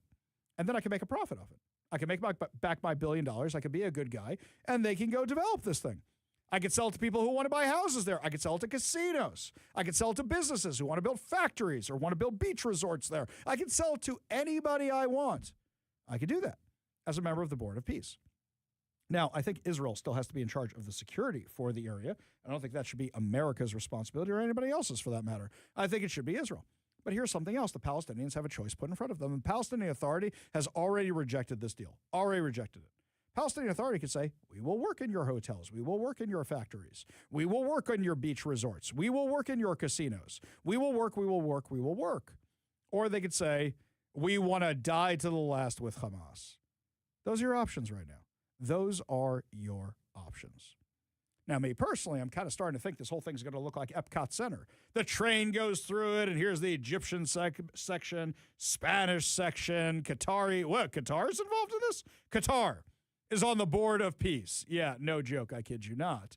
But these are things we're moving forward. And for everybody who said we were going to get dragged into a war in the Middle East, don't you think this is the perfect way of dealing with it? Don't you think this is the absolute perfect way? If the Palestinians want to have prosperity, they can have it here. But you know, one of the other reasons why these countries agreed to it, because if they can build something over there, that means the Palestinians aren't coming to their country where they know they'll be inviting in terrorists. Can you solve this problem with the Palestinians through economics? It's been tried before. It's been tried before. Something that's not talked about enough is that on October 7th, when the Palestinians came into Israel, a lot of them had work permits. They had work permits, and they massacred the very people they were working for. They massacred the very families they'd been working for because they knew the terrain, because they had worked for that family or worked for that business or worked for that town or worked for those people, and they knew where they were going. It's very, very possible, very, very possible that this could happen again. So how do you stop it from happening again? That's a huge question. But the fact that Ron Gavili is back home, back with his parents, back able to be buried right now, and that his family has closure about this, it's huge, and I don't even know the right words for it. I don't know the right words for it because at least now there's some closure to a terrible, terrible tragedy in that family's life. Now they have a grave to go visit. Now they know they have the body back. The body's been identified and confirmed by Israel. So now you know you have that back. And the Palestinians treat him like refuse. Here's something else. It was one of their most valuable bargaining chips. Israel one time traded 1,000 Palestinian terrorists for one soldier, many of whom went on to commit the October 7th terrorist attacks. But we got Ron Gavili back. The last time I was in Israel, in Ben Gurion Airport, there's this big ramp where you go into Israel. And there used to be all the pictures of all the hostages lining it. When I went back, it was surreal that there's only one. Only one. Now that one is gone. When I was on the El Al plane flying into Israel, they actually said as we landed, and may we all see the return of our hero, Ron Gavili. And, you know, people say amen and people cheer. Well, he's home now. And his family can see his grave, and his family can have closure, and his family can say Kaddish, and his family can sit Shiva, and his family can do all the things that you normally do when somebody dies in Jewish tradition. That's huge. And the person who made it possible is President Trump. If you didn't have President Trump, we'd still be fighting a war right now. The war would still be going on. For all we know, the U.S. would have been dragged into it. There'd still be prisoners. There'd still be hostages being held inside the Gaza Strip. President Trump made this possible. Peace through strength. 100% he did. I was actually on the phone earlier with the White House today with some White House representatives because there's some talk about going to the White House for a big event they have coming up, or if we're going to do it remotely because of the snowstorms. But I was talking to the person from the White House, and I said, I just want you guys to know whatever the president needs, because of this reason, if no other, because of this, he always has my full support. Always has my full support. So whatever I can do, you let me know. Let's try and work this out. So, yeah, we'll let you know what the story is with the White House this week as soon as we have the information about it, too. So that's something we'll keep you updated about. Meanwhile, there's some other news here, and this one is out of Minneapolis. In fact, this one seems to be developing in the past few hours. This, according to Fox News, Border Patrol Commander Gregory Bovino, the face of the Trump administration's campaign to arrest and deport criminal illegal immigrants, will be leaving Minnesota along with some border agents amid violent, sometimes deadly clashes between federal authorities and anti-ICE agitators. Bovino, an unspecified number of U.S. Border Patrol agents, will be leaving the state as soon as Tuesday. So here's something. I have a theory for you guys, what you think. I have a theory. This is what I think happened. You had a phone call between Tim Walz and Donald Trump earlier today. All right? Can we guess how this phone call went for a second? You've got Tim Walz just being all Tim Walz-y, saying all the dumb things. And then Trump gets on the phone and he says, let me tell you something, Tampon Tim. Let's make a deal. We're going to make a deal. If you just give us the illegal aliens that are in your jails and don't make us going for them, then I'll pull the ICE agents out. We'll move the ICE agents. We'll make the best deal. It'll be the greatest deal ever. And then you get to claim I left. You get to say I left. You get to say you beat Trump. You get to say that. But I get all the illegal aliens. What do you say, Trump? No more death. Horrible death. No more horrible death. I'll take them all with me. We'll do that. What do you say? And Tim just goes, E-I-O-U, I bet you that's probably what happened. Do you agree with me? Give me a call or a text at 206-421-5757. That's 206-421-5757. According to Fox News, the news came the same day that President Donald Trump announced that he would be deploying border czar Tom Homan to take point in Minnesota. White House Press Secretary Caroline Leavitt on Monday defended Bovino, calling him a wonderful man and he's a great professional. Personally, I think he's the fall guy. You know, an agent screws up and that video is pretty bad. I think he's the fall guy. I don't think he gave them the orders to go do this, but yeah. So the press secretary was actually talking today about this, is the fact that none of this would be happening if you guys just turned over the illegal alien criminals that are already in the jails. The sanctuary state policies, look, you want to argue over people who came here as refugees or claim to be refugees, whatever. We can have that discussion. But the Democrats have never been able to defend wanting to have the murderers, rapists, child molesters in the country. Here's what Caroline Leavitt said earlier today. I would just add on this level of cooperation a few statistics that I think are very important. 7 of the top 10 safest cities in the United States cooperate with ICE. And we've seen historic turnaround in safety in cities that have chosen to cooperate with ICE, that are not just led by Republicans, but also look right here in Washington, D.C. We had a great level of cooperation with Mayor Bowser in the local government, and we have been able to remove thousands of illegal aliens from the District of Columbia, where you all live, so you can thank President Trump for that. The murder rate in Washington, D.C. has plummeted as a result. There were no riots, there were no protests, nobody was tragically killed as a result of that level of cooperation between federal and local authorities. And again, that's all the president is asking for in Minnesota. It's totally common sense. Is that really so much to ask? Is that what the Democrats are being so resistant to? Is that what they're mobilizing people like Renee Good to go do, to be resistance to? Just turn over the illegal alien criminals who are the rapists and murderers and child molesters. You really, guys, this isn't that hard. You want this to stop, that's how you do it. The president supports the Second Amendment rights of law-abiding American citizens. Absolutely. There has been no greater supporter or defender of the right to bear arms than President Donald J. Trump. So while Americans have a constitutional right to bear arms, Americans do not have a constitutional right to impede lawful immigration enforcement operations. And any gun owner knows that when you are carrying a weapon, when you are bearing arms and you are confronted by law enforcement, you are raising the assumption of risk and the risk of force being used against you. And again, that's unfortunately what took place on Saturday. Exactly right. This guy went to a protest and he went to fight with ICE agents. His social media is covered with the fact that he wanted to take on ICE agents. Did he deserve to die? Probably not. But you know what? I go to protests all the time. And unless it's at University of Washington, unless it's at University of Washington where I don't bring a gun with me, I always have a gun with me. I do not go engage with protesters when I have a gun with me. That's inviting trouble. And when a police officer sees me and says, hey, can I talk to you for a minute? I comply and I follow directions because guess what? Anybody who's trained in firearms knows that's what you do. Also, you don't want to die. It's not that complicated.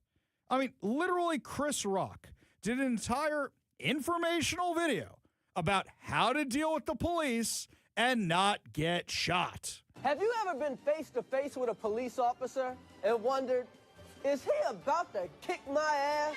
Well, wonder no more. If you follow these easy tips, you'll be fine.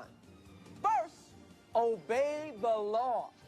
Laws were made for a reason. Think of them as hints. You've heard people say, man, I wouldn't do that shit if I was you. Well, here's some of that shit. Carjacking, armed robbery, arson, selling drugs, buying drugs, stabbing, shooting. You know, you probably won't get your ass kicked if you just use common sense. If you jump a subway turnstile, you might just get off with a warning from the police. But if you jump a turnstile carrying a loaded gun and smoking a joint, then maybe you need your ass kicked. We all know what happened to Rodney King. But Rodney wouldn't have gotten his ass kicked if he had just followed this simple tip. When you see flashing police lights in your mirror, stop immediately. Everybody knows, if the police have to come and get you, they're bringing an ass kicking with them.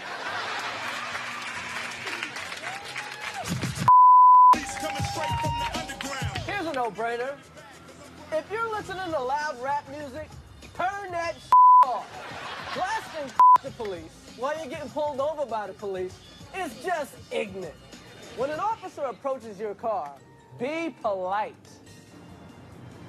Is there a problem, officer? And stay in your car with your hands on the wheel. What the do you want, motherfucker?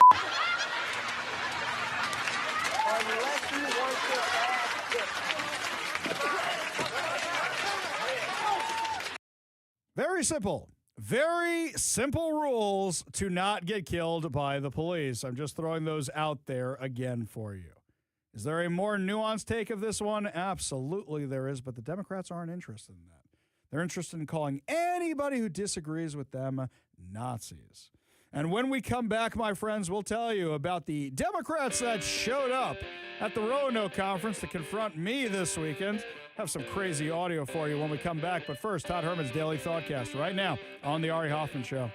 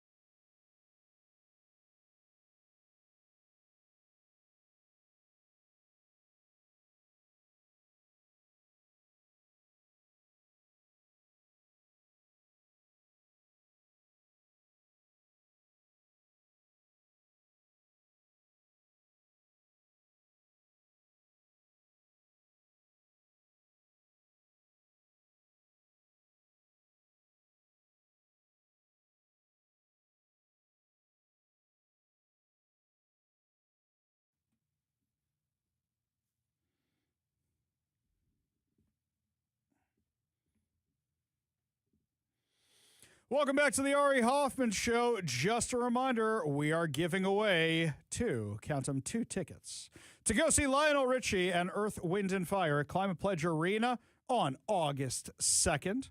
And all you have to do is text the keyword I give you to 206-421-5757. That's 206-421-5757 for your chance to win.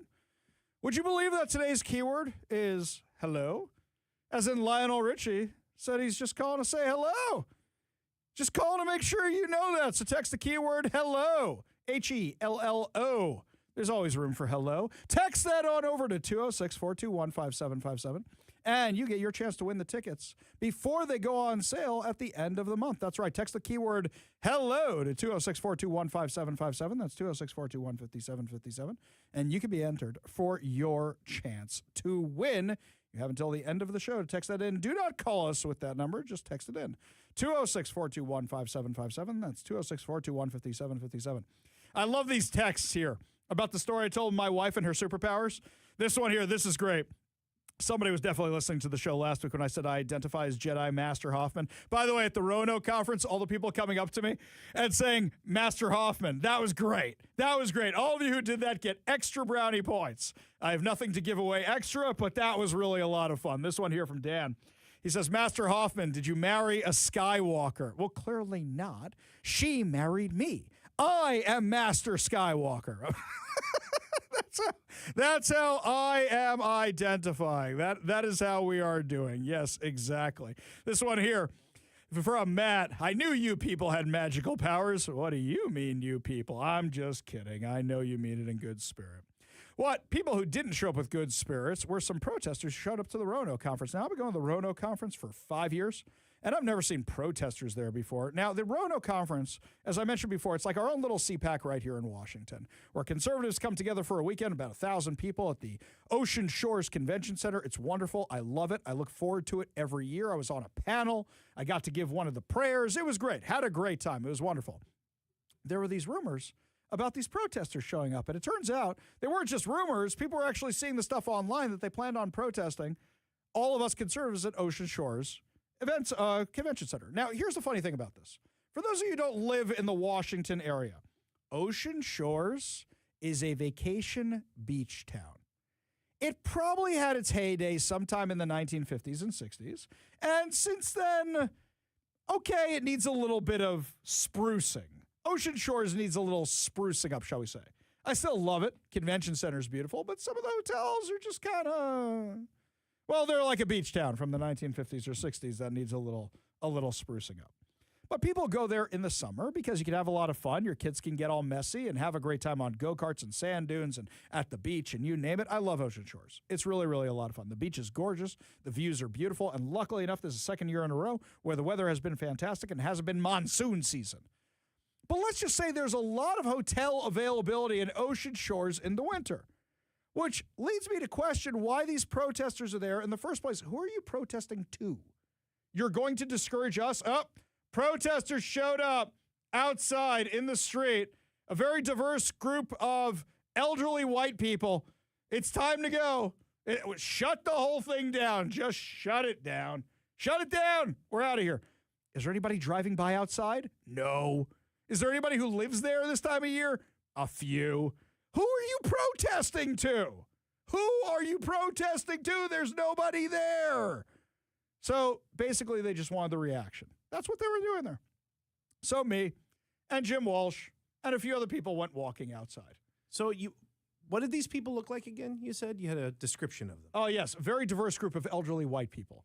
Yes. I wonder who lives down in that area, especially in the off season. You know, I would normally agree with you and say, I bet you there are people who live in Ocean Shores. And I thought that maybe it would just be like, it's super easy. That they, at this point, know you guys come down there every year. Yeah, so same weekend every year. Let's walk down and let's voice our, but you think they were... They took a trip there specifically for that? You do? I do. I'll tell you why I think they took a trip there, okay?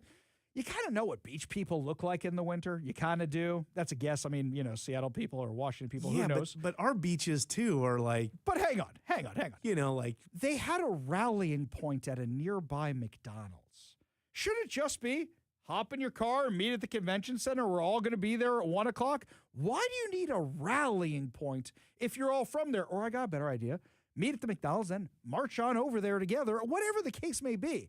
It seemed pretty organized. Okay. Plus also indivisible ocean shores. So did you hear about any No Kings protest in Ocean Shores? Because that's the organization that does it. I didn't hear about them back in June. Have you heard about any other ICE protest in Ocean Shores? My favorite part is when they said, we're coming back every weekend. We ain't going to be there any other weekend. You want to put money on the fact that they're not at the Ocean Shores Convention Center this weekend, Kevin? Hey, look, us Jewish folk, we're out there every week protesting for the return of the hostages, walking across I-90. You can find us every single week. But these Looney Tunes, yeah, well, our friend Andrea Suarez and Jonathan Cho got some video of this whole thing. Here's what it was like at Ocean Shores. Ice sucks. We're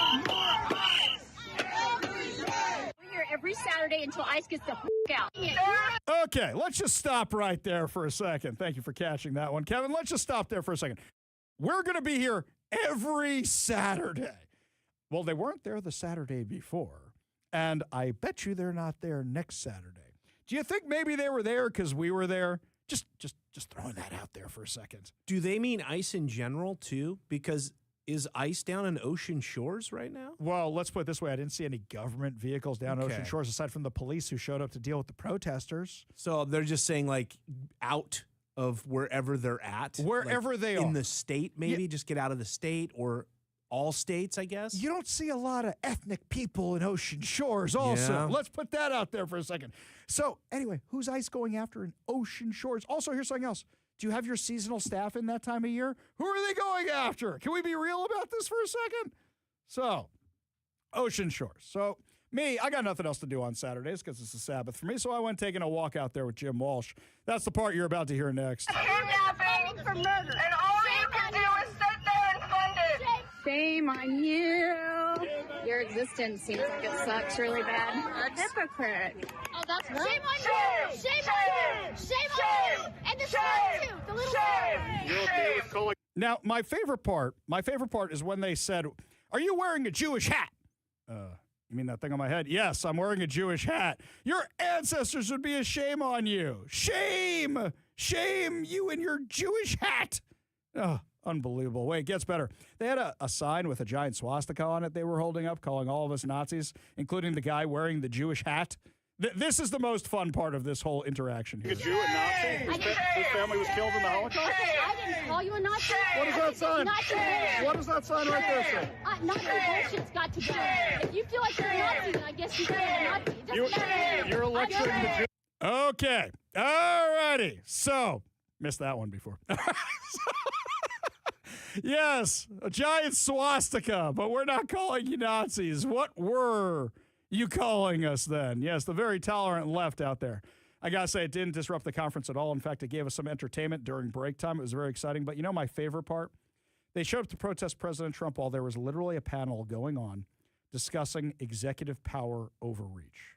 And the point by the Republicans at the conference was, if you grant all these powers to President Trump, the next president is going to use them as well. Literally the exact time these protesters showed up, that's what happened. When we come back, my friends, lots more to discuss as the show continues, including more attacks from Olympia on law enforcement. We'll tell you all about it when we come back. You're listening to the Ari Hoffman Show on Talk Radio 570 KVI.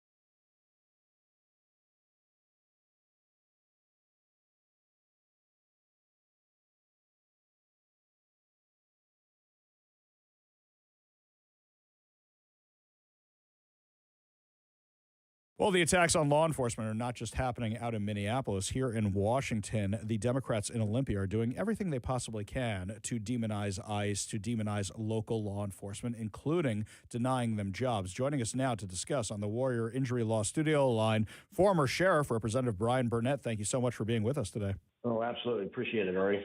We like having you. Appreciate you joining us today. So let's start with the big one. Now we have Tara Simmons, the ex-con, who is now saying she doesn't want any of the ICE agents who are hired in Trump 2 to be eligible for local law enforcement jobs. First question is this even constitutional?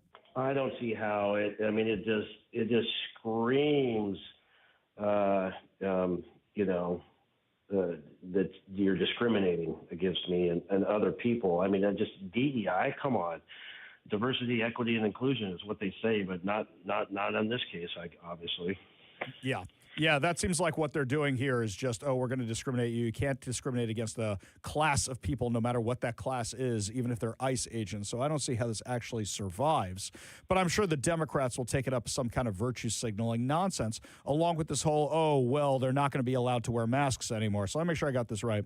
The people supporting Hamas out in the streets, they can wear masks anytime they want while they're burning things down. But, law enforcement can't do it to protect themselves from the people who support a domestic terrorist organization and a foreign terrorist organization. Yeah, they've been very short-sighted. It's a double standard that they've been doing for quite some time, and it's very frustrating. But to be honest with you, Ari, I mean, the pipeline for succession doesn't flow this opposite way.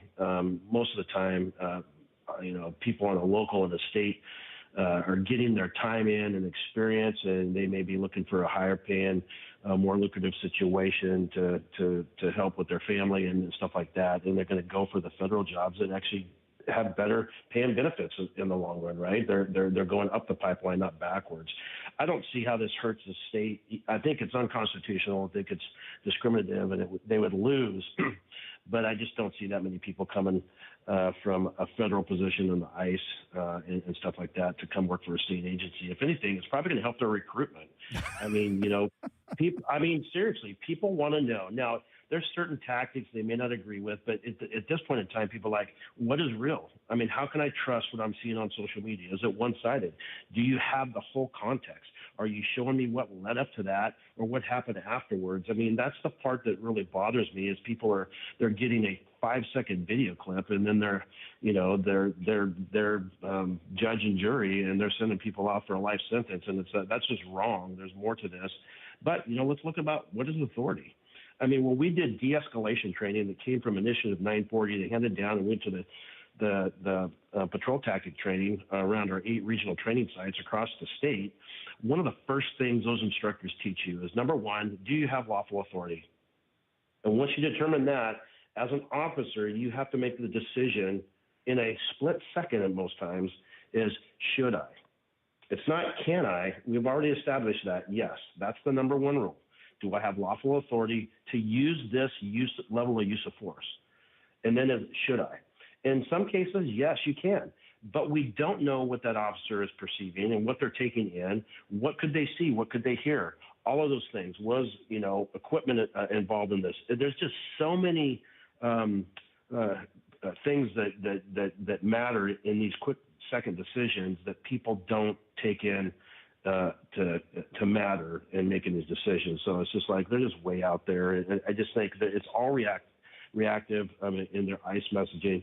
And I say this, it's like, well, let them throw more bills because I guess there's worse ones they could be out here and they can take up the time and we could debate these all day long and we'll put 1,000 amendments on them. We showed them last year what we're capable of and we'll do it again. So let's just kill all the horrible bills that they have. In the last few minutes we have with Representative Brian Burnett, there's a hearing that didn't get a lot of attention except over on my social media feed, which was you have the Democrats pushing forward with some bill that would prohibit Washington law enforcement from coordinating with foreign militaries, foreign intelligence organizations. And you guys have done a great job just taking this thing apart. It's clear that Representative Daria Faraver, the Iranian-American, doesn't really know what she's doing. She's basically using this as something to target Israel because she wants to carve out exemptions for everybody else and doesn't realize how this is going to affect the World Cup, how this is going to affect foreign dignitaries. And it seems like she's just doing this to be vindictive and showing at the same time how little she actually knows about law enforcement and coordination between agencies inside and outside the country. Absolutely. I was told this recently. Seattle PD had foreign countries here going over that exact same thing for the World Cup. They had people going other places. The FBI NA, which is a national academy, it's a 10-week level leadership academy that the state of Washington sends 4 to 5 people to every year, large classes, up to 230, 240 students. And usually you're looking about 20 or 30 foreign students that are in good relationships with the United States, right? And one of the things that they do is like we'll do an oral presentation that's a singular presentation that I have to do on a certain topic. And then they'll stick 5 or 6 people together from different states, always have a foreign country represented there, because the whole idea is for you to get outside of your box and look at different types of solutions that might work for your local, right, policing and public safety. And so they want you to have, like I said, get out of your neighborhood, find other concepts, other things that are working. We don't have to recreate the wheel. If somebody else has found a solution that works well, let's grab those solutions and let's bring them home if they actually work. And one of the things is looking outside of our area in different countries. And that's a great representation of why this is a horrible bill. But still, let's talk about, well, we don't want military tactics. Well, really? Isn't that what we're forced with? I mean, look what the rioters are bringing on, right? I mean, that's what it's rioting. They're targeting law enforcement, or if they're not targeting, they're targeting other individuals, and law enforcement is having to go in there and try to keep them safe and keep the peace, and then they become the middle person that ends up taking on the full brunt of the what they're bringing and their tactics. Molotov cocktails. I mean, look what happened in Chop Chaz and going back to WTO, and they're more organized now than ever. So, I mean, you have to do what you have to do to prepare. And I always called it, it's like somebody said, well, you don't look very friendly dressed that way. And it's always been mission specific. Be prepared, wear the right equipment. And if you don't need the equipment, then you dress down. But if you need the equipment, you better be prepared for it. I'd rather my guy look less friendly and be more deadly, so that way he's protecting us in America, than look friendly and not be protecting us. We know what happens with disarmed populations. Appreciate the call, Representative Burnett. Appreciate you joining us and being part of the show today and clarifying all this for us and explaining all of this to us. Do appreciate your time. Yeah, one last statement is, why are we here in the first place, right, Ari? Thank you for what you're doing. I appreciate you. Oh, it's very kind of you to say. Really appreciate it. We got a whole lot more to discuss as the show continues. You're listening to the Ari Hoffman Show on Talk Radio 570 KVI.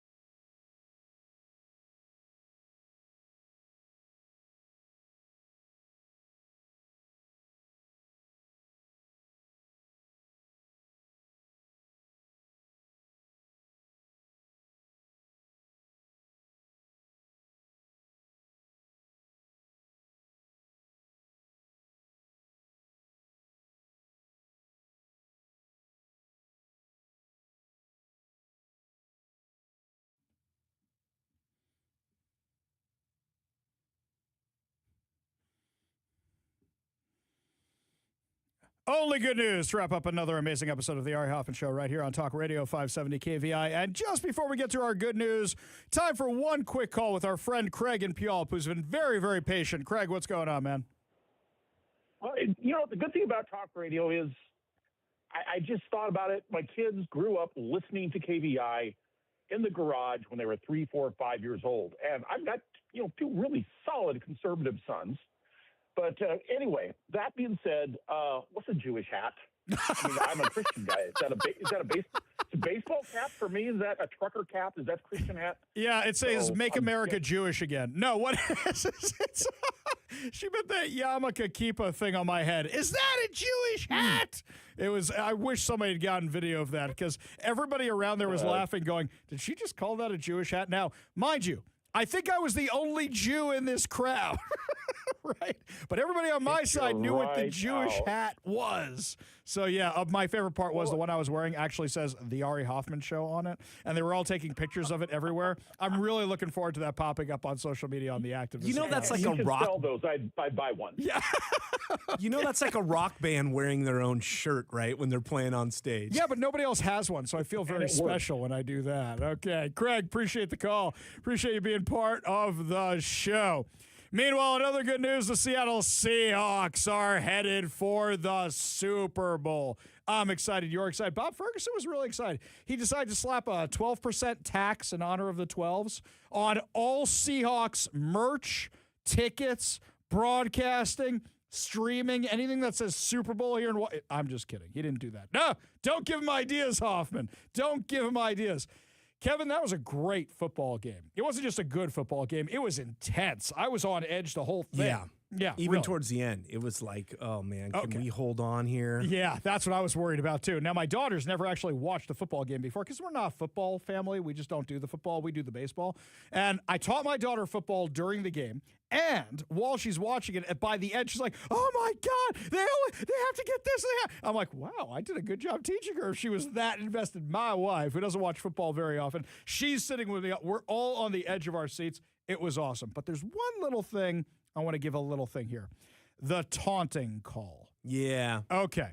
So Rick Woolen, for those of you who may have been living under a rock when this whole thing happened, was hit for a penalty for taunting, which actually led to a Rams touchdown, which may have cost the Seattle Seahawks the game. It may have. That was the thing. Now, for me, here's what I don't get. You can't taunt the bench, but you can literally, after you sack a quarterback, do all the dances and the taunting you want on the field. I don't get this. Yeah, I think it's a subjective call, right? But, I mean, the one that gets called the most, according to several of my friends who are even more knowledgeable than me, is like if you stand over somebody after they're down and you're kind of taunting them in their face. Okay, because like that one's like an easy. Here's the thing I didn't understand. They sacked the quarterback in like the next play, and the guy has his back to the quarterback or whoever it was that he tackled, and he's like, me. I'm like, if you call it here, call it there. For me personally, that's the thing I don't like about football is all that stuff. I think when I was watching it as well, they replayed it a lot, and he was running down the sideline, jawing back and forth with the Rams, on their sideline.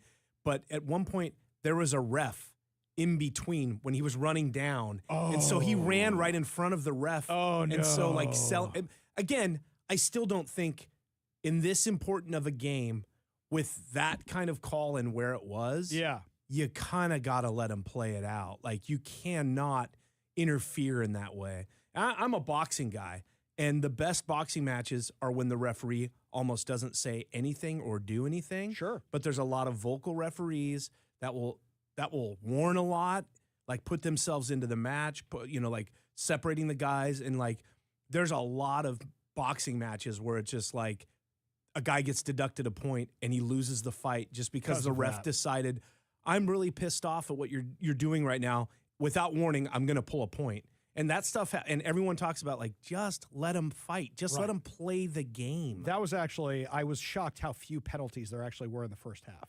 Very low penalty. Yeah. So I actually think the refs, it wasn't like, they felt they had to call it. I think it was so blatant. And when you saw the replay of it, you go, he did it all right. Yeah, no I agree with you. Yeah, I agree with you. It's like, it's at that point. And like you said, if they would have won, that's all anybody would have talked about. That's all it would have been.